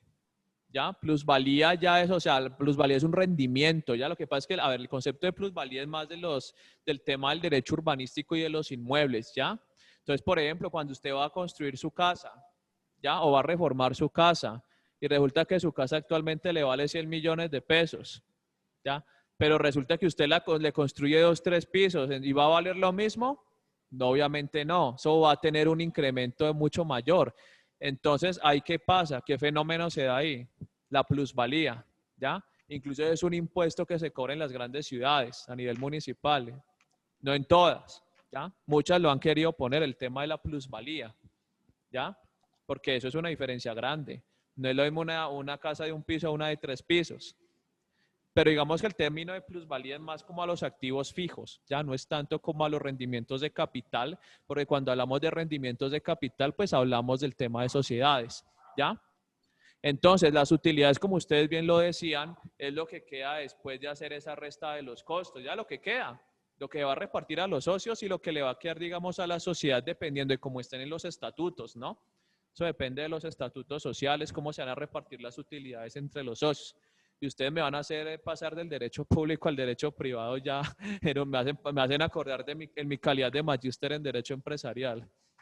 No, el tema de las sociedades es muy bacano. Cuando necesiten alguna asesoría en derecho empresarial, lo que necesiten, ahí ya saben. Espero que se hayan metido al Instagram, al Facebook de mi emprendimiento. Eso espero, ya saben el beneficio que tienen. Listo. Entonces, aquí el compañero, volviendo a la pregunta que aquí me había formulado, vuelvo y se las transmito. Él me pregunta, ¿qué pasa ya con las utilidades en relación con la retención en la fuente? ¿Cómo lo aplican las sociedades? Entonces yo le estaba diciendo que una pregunta muy buena para el parcial final de este semestre, ¿ya? Para que Teófilo me la responda, por ejemplo, que Teófilo es muy pilo, ¿ya? Entonces, ¿qué pasa ahí? Resulta que las utilidades, ¿cuándo se reparten? No. ¿Cuándo? A ver, ¿cuándo se reparten las utilidades? ¿Ya vieron comercial sociedades o no? No lo he visto. No, Sociedades profe, comerciales, no. cuando hay liquidación. No. No, señor. Bueno, venga, los estatutos, ¿no, profesor? No, señor. Venga, les ayudo. ¿Qué pasa? ¿Ya? Siempre, ¿cuándo se convoca asamblea ordinaria? Asamblea de socios o junta de accionistas. En marzo, por allá, ¿no? No. El Código de Comercio lo establece. Es para la tercera principio de semana de abril, ¿cierto? De cada año. Por eso ustedes cuando van a la Cámara de Comercio en abril, eso está teteado. Siempre. ¿Por qué? Porque van a inscribir ¿qué? Eso, no tanto modificaciones, sino porque ahí ya en las asambleas generales, ¿qué pasa? Esa es la Van a segunda escribir las quincena de actas. abril. Ajá, entonces, hay asamblea de accionistas o junta de socios dependiendo de las sociedades, ¿no? Si es una sociedad personal o una sociedad de capitales, ¿ya? Eso depende. ¿Ya? Eso es que... No, eso lo van a ver. ¿Cuándo ven sociedades ustedes? El próximo semestre. El próximo, No, profe. la verdad corresponde a octavo, profe. ¿Por qué tan tarde? Noveno. Es de octavo, profe, sino que algunos no la tomamos. No, lo que Eso es de pasa- noveno. Es de noveno. Material de noveno, no es de octavo, es de noveno. Muy tarde, No, para mi gusto, disculpen. muy tarde, sociedades. Uno lo tiene que ver por ahí en séptimo, si a muchas sociedades. Bueno, lo que pasa es que la universidad, no sé, es una teoría que yo manejo, es más de derecho público que derecho privado. Entonces, como que siempre su acento, por así decirlo, ha sido más al derecho público. Por ejemplo, ahorita es bien ver Hacienda Pública, ya en esta, porque ustedes ya han visto constitucional, administrativo, y Hacienda Pública es de derecho público, es el tema financiero del Estado. Ya, pero el privado, ya digamos que ustedes ven que comercial 1, ya comercial general, después pasan a ver comercial especial que son sociedades, ya, ven títulos valores también, ya. Entonces, por ejemplo, ustedes después de comercial general, cuando ven la teoría general del comercio, los actos de comercio, ya, ustedes pasan a ver qué, sociedades Asociación privada. comerciales, ya. Entonces entran a ver cómo es el contrato social, los tipos de sociedades, ¿ya? Los que se inscribieron aquí, ¿cuándo fue que hicimos la convocatoria para lo del semillero de privados? Eso fue hace como un mes, ¿cierto? Eso lo vamos a hacer, lo vamos a impulsar bastante. Va a estar bueno. Entonces, volviendo al tema, que ya nos va a dar la hora aquí. Entonces, ¿cuándo realizan el reparto de utilidad de las sociedades? Eso es en abril, en la segunda quincena de abril, cuando se hacen las asambleas de accionistas o las juntas de socios. Eso lo establece el Código de Comercio. ¿Ya? O sea, toda esa parte es reglada. Ya la manera como deben, digamos, regirse internamente ese reparto de acciones ya hace parte del derecho estatutario, ya de los estatutos de cada sociedad. ¿Ya? Entonces, ¿qué pasa? Entonces voy a la pregunta aquí del compañero y dice, bueno, ¿y cómo hacen la retefuente entonces? No, sí la hacen, pero ¿la hacen quiénes? Y ahí vamos entonces a ver lo del tema de las sociedades, ¿ya? Porque esa es la retención en la fuente sobre actividades económicas, pero no en general de la sociedad, ya, sino en que, digamos que ya sería en lo que reciben cada uno de los accionistas. Vamos a ver entonces por eso el tema que les voy a explicar de cómo es el tema de la declaración de renta en las sociedades comerciales para que entiendan esa parte, ¿sí?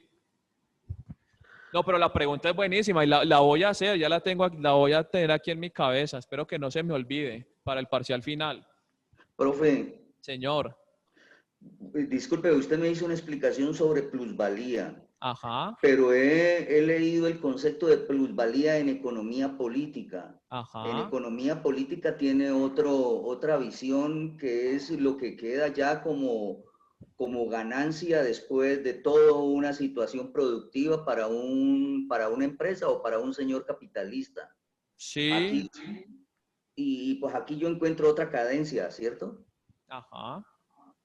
O sea que el concepto tiene varias... A ver, es que el concepto en economía, o sea, si vamos a la economía en general, ya, o sea, yo se los dije desde el punto de vista como más jurídico, tal vez. Ah, ya, listo. Listo, o sea, profesor. donde se utiliza más, ya, o sea, donde digamos que el concepto de plusvalía tiene más operatividad, digamos que en el tema del derecho urbanístico, por ejemplo. Pero si nos vamos a la teoría económica, pues vayámonos a leer ¿cómo es que llama? Adam Smith, la teoría de la riqueza de las naciones, tienen que leerse ese libro, ¿ya? Y él habla de plusvalía. Tienen que leerse a Marx, ya que cuando uno lea a Marx no simplemente es tema de socialismo y tema de comunismo, no, él habla de la plusvalía, ya de las empresas también, de la economía, no de la empresa, de la economía en general, ¿ya? Correcto, entonces eso está bien. Muchas gracias. ¿Listo? Este tema de plusvalía es un tema muy de la economía y gracias por tocarlo porque es que, vuelvo y digo, aquí cuando hablamos de hacienda pública hablamos de economía, todo es pura economía pura y dura, ¿ya? Listo, entonces, voy a terminarles de decir el tema de cómo es que tributan las sociedades el tema del impuesto a la renta. Entonces, ¿a dónde es que íbamos? Ya me perdí. Profe, no terminaba de decir que cuando era que las sociedades repartían cuando las sociedades repartían las utilidades. Listo. Entonces, aquí, ¿cómo funciona aquí el tema de la declaración de renta? Vuelvo de inicio. Entonces, hay 3 fórmulas ya, hay 4 fórmulas más bien que el Estado colombiano implantó ya. Entonces, el primero que hay la doble tributación, entonces, declara renta tanto la sociedad como los socios, ¿no? Aquí en Colombia hubo eso y en Estados Unidos también, ¿ya? Hasta 1970, si no estoy de acuerdo, pero aquí en Colombia existió la doble tributación. ¿Qué quiere decir eso? Que la declaración de renta la pagan tanto los socios como la sociedad sobre sus utilidades, ¿ya? Segundo, fórmula de la integración total, las sociedades distribuidas o no las acciones distribuidas o no se graban en cabeza de los socios, ¿ya?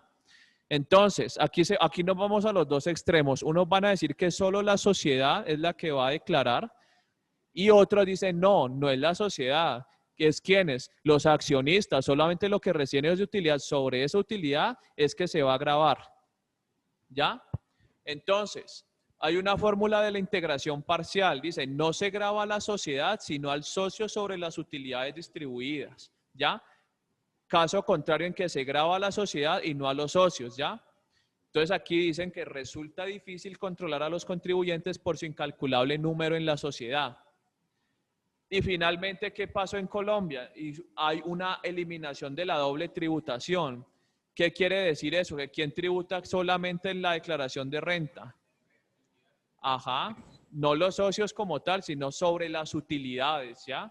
Sobre las utilidades. ¿Por qué? Porque es que los socios ya reciben ¿qué? Reciben pues ya la distribución y si se les va a cobrar la distribución de las utilidades, pues una doble tributación. O sea, sería absurdo y un poquito ilógico. Entonces las sociedades tributan sobre sus utilidades, ¿ya? Fin de ejercicio, se tributa sobre esas utilidades, ¿ya? Entonces, a la pregunta, la retención en la fuente, entonces, ¿qué pasa? ¿Hay retención en la fuente a nivel de sociedades generales? Acordémonos que ya se eliminó la doble tributación, pues ya no caería sobre los socios. Exactamente. Ahora, otra cosa, la retención en la fuente sobre alguna determinada actividad económica, por ejemplo, por lo que usted vende, por ejemplo, cada venta usted tiene que hacer una retención en la fuente, por cada venta que hace usted, ¿ya? No es algo global de que usted dice, no, es que fue un año que recibí una utilidad, entonces por todo ese año voy a declarar una retefuente. No, porque la retefuente es por cada venta que usted hace, ¿ya? Ahí uno entraría diciendo, entonces tenemos que sumar todas las retefuentes y usted me tiene que volver sobre todas las retefuentes, ¿ya? Yo diría eso, ¿ya? Pero aquí, ¿qué es lo que quiero que quede claro? El tema de que aquí no hay una doble tributación. O sea, las sociedades no tributan sobre utilidades ni sobre lo que se le reparte a los socios, ¿ya? Entonces, ¿qué pasa? Entonces, lo que se grava son, ¿qué? Solamente las utilidades. ¿Listo? Seguimos. hay unos impuestos complementarios a la renta, entonces aquí nos vamos a encontrar con dos impuestos que nosotros conocemos muy bien, el impuesto al patrimonio y el impuesto del exceso de utilidades, ¿ya? Entonces, ¿qué es el patrimonio? El famoso impuesto al patrimonio. Si bien es cierto, los contribuyentes pueden tener los mismos ingresos, ello no dice mucho sobre la real riqueza que puedan tener. De este modo, se trata de complementar la renta calculando el total de ingresos menos las deudas y obligaciones del contribuyente, arrojando así su patrimonio líquido gravable. De ese resultado se aplica la tarifa correspondiente, ¿ya? Este es un impuesto complementario, ¿ya? Sí, o sea, a ver, aquí se aplica, digamos que como tal la renta bruta, pero digamos que hay un límite que fija el Estado, ya por eso dice, si usted tiene un capital superior a 1.000 millones de pesos, por ejemplo, entonces usted tiene que hacer un impuesto al patrimonio, es un impuesto adicional, complementario a la declaración de renta, ¿ya? O sea, aquí lo que vale es la tarifa, ¿ya? No me acuerdo muy bien ahorita la tarifa para el impuesto al patrimonio, pero creo que es con unos 1.000 millones de pesos, 1.000 o 1.500 millones de pesos. Si usted tiene ingresos por, digamos, el año fiscal anterior de 1.000 millones de pesos, su patrimonio suma eso, usted tiene que pagar un impuesto al patrimonio, ¿ya? Y hay otro que es el impuesto del exceso de utilidades.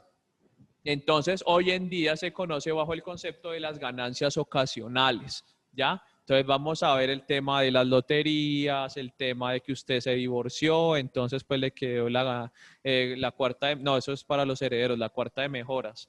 Eso es el tema de la liquidación de la sociedad, la mitad que usted le correspondió, es la mitad que usted le correspondió por ser el cónyuge del que, o incluso de los gananciales, ajá.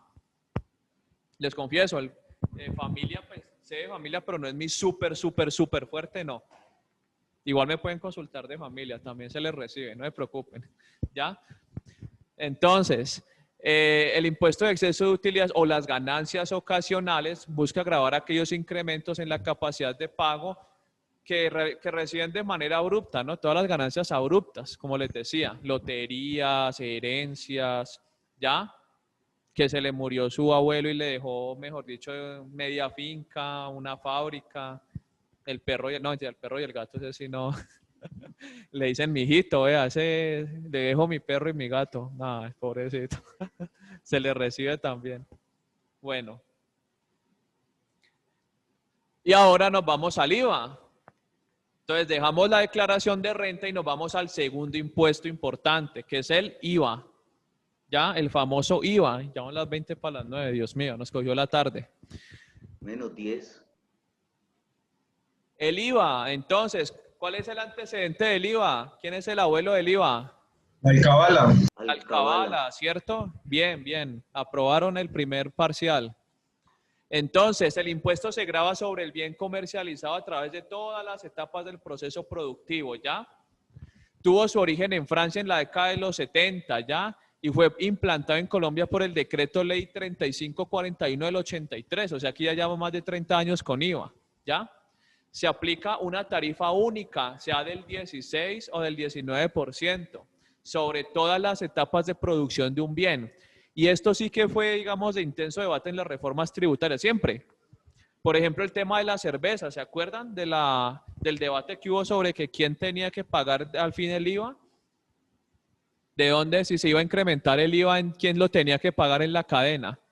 Si el productor, el distribuidor o el consumidor, ¿cuál de los tres? ¿Ya? ¿Se acuerdan que eso lo iban a dividir ese tema? Y decir, no, el IVA lo tiene que pagar tanto el consumidor como el productor. ¿Para qué? Pues para que le entre más plata al Estado. Pero entonces ese fue, digamos, el debate que hubo en el Congreso sobre las bebidas gaseosas, la cerveza. ¿Ya? Este impuesto siempre se traslada del productor al consumidor. Casi siempre. ¿Ya? Ay, me fui. Entonces, ¿qué pasa con el IVA? Entonces, yo creo que en el libro, espero que lo hayan leído, ahí dan un ejemplo de cómo ya opera, digamos, la repartición en la cadena productiva del cobro de ese impuesto. Ejemplo, ahí está el ejemplo de las sombrillas, no sé si lo leyeron, ya, el ejemplo de las sombrillas en el libro. Entonces resulta que el productor de sombrillas, pues lo que produce a su costo, ¿no? lo que le vale la varillita, la tela para pues hacer la sombrilla, ¿ya? ¿Y el qué? ¿Él se la va a vender a quién? ¿El productor a quién se la vende? Bueno, pero antes del consumidor. ¿Al distribuidor? ¿O al comerciante? Al comerciante. Entonces le dice, vea, le vendo estas sombrillas a 1.000 pesos. Y el comerciante, entonces, ¿quién asume ahí el IVA? ¿El comerciante o el productor? Pues los dos. Bueno, también puede ser los dos, pero normalmente dice, bueno, se la vendo a 1.000 pesos. Entonces el comerciante, ¿qué dice? Listo, 1.000 pesos le pago. Pero resulta que al momento de venderse, alguno de los dos tiene que cobrar el IVA. Entonces, ¿quién termina pagando el IVA finalmente? En ese caso el consumidor. El consumidor, ¿no? Casi siempre. Es ya en la última escala de la cadena, el consumidor. Ajá, el consumidor, ¿ya? Muy raro es el que lo pague a veces el comerciante, es muy raro. Profe, pero dice que se paga en todo el proceso productivo, o sea que no es solamente en el momento de la venta del producto, sino de su misma elaboración, cuando compra los productos para hacer, ahí también está pagando IVA, es en todo el proceso, entiendo. Claro, es que eso es todo un proceso, ¿no? Entonces, por eso el tema del tú me das, yo te doy. ¿Ya? Eso suena hasta romántico. Tú me das, yo te doy. ¿Sí o no? No, es que eso es de parte y parte. En el amor tiene que ser así, eso no es solamente de uno. ¿Sí o no? Claro que sí. Eso es parte y parte. Listo. Bueno, aunque los hombres siempre nos toca dar un poquito más, casi siempre. A las mujeres toca conquistarlas, eso es una cosa, mejor dicho, que no hace uno. ¿Sí o no? El hombre, profesor, el hombre ama y la mujer es amada, y es una diferencia muy fuerte. ¿Cómo, Teófilo?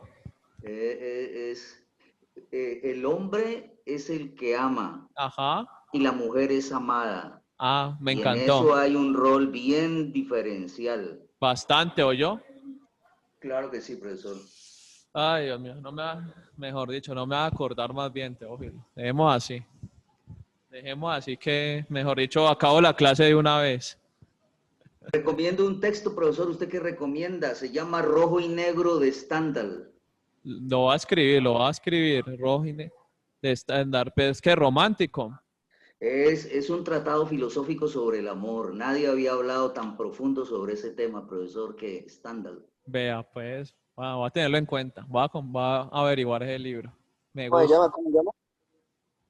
Bueno, entonces, el tema del IVA, digamos que siempre se traslada, ¿no? Al consumidor, casi siempre, ¿ya? Entonces, por eso es que ustedes ya, o sea, nunca muy raro van a comprar un producto al costo, ¿ya? Muy duro. Entonces, por eso ustedes vieron en el día sin IVA, ¿qué pasó el día sin IVA? Eso hubo la estampida del Caos siglo total. Y todo el mundo sacando televisores de al costo como si nunca hubiera tenido un televisor en su vida. Bueno, aunque, a ver, no, o sea, yo sé que fue un poquito feo, pero, o sea, no quiero sonar feo, ¿ya? O sea, eso es bueno en parte. Yo soy partidario en que debería haber días sin IVA, por ejemplo, ya porque hay mucha gente que, o sea, no tiene normalmente la capacidad de adquirir bienes, pero hay días que sí puede tener la oportunidad. Y eso, digamos que, dado la condición económica en Colombia, eso incrementa las ventas. ¿Ya? Puede que usted sacrifique millones, al no cobrar un IVA, pero usted va a tener una utilidad muy grande. Sí, es un sacrificio entre comillas. Yo soy partidario de los días sin IVA, por ejemplo. ¿Ya? Sí. No, eso es muy duro. No, si eso, o sea, eso para los empresarios es muy complicado, o sea, decir, vea, usted por un día no va a cobrar 16, 19%, es casi como quitarle un producto casi que el 10, el 15% del valor, imagínense. Pero yo digo que sí, o sea, no soy como digamos, tan pesimista respecto a eso, sino que yo pienso en el consumidor. Digo, bueno, hay mucha gente que no tiene normalmente el acceso a muchos bienes y servicios y pues es una buena oportunidad para que accedan. Y por eso es que es en masa. Usted no va a perder tanto como uno supone. Antes yo creo que usted va a tener una muy buena utilidad después respecto de eso. ¿Listo? Venga, sigamos. Y finalmente el impuesto de aduanas, ¿ya? Características, impuesto indirecto por excelencia. Se grava la actividad del comercio exterior. El impuesto es muy utilizado por las naciones no industrializadas, ¿ya? ¿Por qué por las naciones no industrializadas? A ver, ¿por qué las naciones no industrializadas son las que más? Ajá. ¿Por qué? A ver, ¿por qué los más? aranceles de importación. Pero ¿por qué ustedes creen que los países en vías de desarrollo tienen más impuestos de aduanas que los desarrollados? A ver, ¿por qué creen? ¿Importan más? ¿Menos tratados de libre comercio? Ajá, por un lado eso y por otro lado que tiene una economía muy fuerte y no tienen, o sea, no tienen restricciones en cierta manera a los tratados. Bien lo dijo el compañero, los tratados de libre comercio, ¿ya? Entonces, cuando hay tratados de libre comercio, hay exención en los aranceles, ¿ya? Hay una zona libre como un mercado, ¿ya? Entonces, digamos que lo que se busca ahí es que, pues obviamente, que por ejemplo, todo el producto que lleve tiene que pagar un impuesto, pero eso es muy duro hoy en día, ¿ya? Muy complicado, ¿ya? Y más si se quiere traer la inversión, por ejemplo, ¿ya? Colombia fue altamente dependiente de ese impuesto en el siglo XIX. Pilas con esto, que es una pregunta de parcial final y más de uno murió en el intento el semestre pasado cuando les dije, ¿cuál era el impuesto por excelencia del siglo XIX? ¿Todo es el de la renta? No, no es el de la renta. El impuesto de aduanas, no les voy a olvidar. ¿Ya? No aporta los suficientes ingresos de una nación actualmente debido a los acuerdos de libre comercio, zonas de mercado común, ¿ya? Se cobra a través de aranceles o impuesto de importaciones de bienes del extranjero, ¿ya? Entonces, eso es importante que lo tengan en cuenta. Profesor, ¿eso tiene que ver con las zonas francas? Muy buena pregunta, mi estimado Teófilo. ¿Qué pasa con las zonas francas, ya? Cuando nosotros vemos derecho aduanero, en el derecho aduanero el territorio colombiano se divide en dos.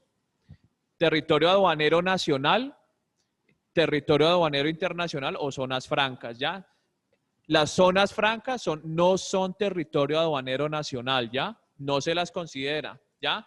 Por eso es que digamos que las zonas francas son consideradas en materia de comercio exterior unos pequeños países, ¿ya? Pequeños países, ya así pues entre comillas hablando. ¿Por qué? Porque ahí hay un tratamiento tributario muy especial, ¿ya? Pueden haber exenciones en ese territorio, ¿ya? Entonces digamos que ahí, o sea, los impuestos que se pagan, digamos, en tema de zonas francas, pues no son iguales a los que se pagan normalmente cuando entran por Buenaventura, por Cartagena, ¿ya? Por los puertos, pues, principales de Colombia. ¿Listo? No miramos bien el anterior diapositiva, profe. Profe, un poquito rápido. Bueno, vuelvo. Y eso que hoy estamos despacio. Yo no sé, yo sentí hoy que he andado, pero como tortuga. No, este tema está muy largo, profe. Ya van a ser las 9. Venga, yo tengo aquí a mis dos muchachos aquí que ya... Ya quieren hamburguesa, profe. Pizza. Se lo van a perder ustedes. Bueno, vengan, de todas maneras, vea, esto lo van a ver ustedes en las diapositivas. Ah, bueno, profe, está bien. Bueno, impuesto a las transacciones financieras, es el famoso 2 por 1000 o 4 por 1000 que ustedes se acuerdan, ya, ese es otro impuesto también que existe, ya. Se estableció en Colombia mediante el decreto 2331 del 98, ya. Es un tributo sobre las transferencias financieras, ya. ¿Cuándo pasó esto? A ver, estimados, por favor, el audio. Ya vamos a terminar. Estimados. Inició con el 2 por 1000. Ay, Dios.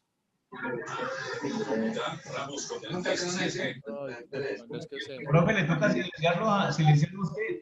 Sí, es que estoy buscando de dónde es que se silencian aquí.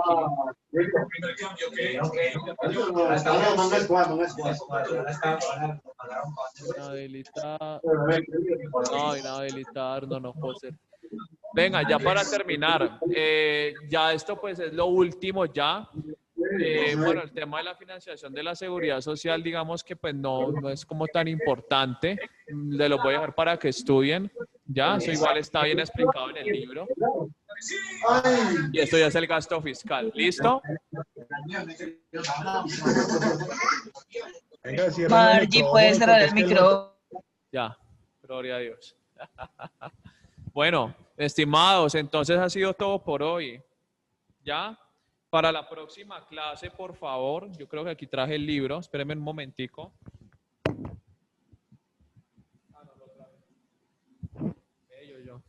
Estimados, sí lo traje. Ven, aquí lo he tenido. Para la próxima clase se van a leer, mejor dicho, la próxima clase va a estar igual de buena que esta, ya, porque vamos a empezar a tocar un tema buenísimo, que es el tema del presupuesto, ¿ya? Entonces, próxima clase, página 327, ya, a la página, ya les digo. Profe, es que usted no mandó todo el libro completo, nada más llega como hasta las 3:21. Listo, no, ya mañana les soluciono eso, no se me preocupen, tranquilo. Listo, Take it profe, easy, don't worry, my wonderful girls. You know that I speak English language. Yes, do you understand? Uy, Reyes. Okay, thank you very much, guys. For the next class, I will talk to you about the Hacienda Pública book, page 200 until, o sea, de la página 200 hasta la página, ¿dónde los ponemos a leer? Venga, digamos. Ay, me perdí, perdón. Página 327. 327, página 327, a la página, ya les digo, hasta la página, ay Dios mío, un momentico.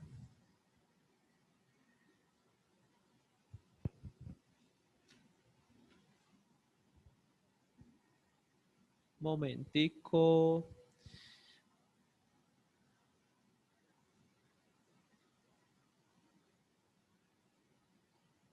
Ay. A ver, yo les voy a confirmar la página hasta dónde. Yo creería que hasta la página 372, 327, hasta la página 372. De todas maneras yo les confirmo, pero creería que hasta la 372. ¿Ya? Porque ya vamos a entrar a ver el tema de planeación también. Ya es un tema más político, ya vamos a ver política fiscal. ¿Ya? Por lo menos, a ver, la idea de hoy era que ustedes manejaran, por ejemplo, ya supieran lo del tema de los impuestos, de cómo vive un Estado, el tema de ingresos. Y ahorita ya vamos a ver la parte financiera, la parte presupuestal, o sea, cómo lo vamos a invertir. ¿Ya? O sea, lo chévere de la hacienda pública es que uno ve las dos partes, los ingresos y tanto los gastos o las inversiones. Pero las inversiones el Estado las realiza a través de planeación, ¿ya? Hay un plan de desarrollo, las leyes presupuestarias, ya vamos a ver el sistema anual de participaciones, de regalías, ya vamos a ver eso. ¿Listo? Estimados, Valeria Chilewit, vea, bueno, yo voy a ver mi página de Instagram y la de Facebook.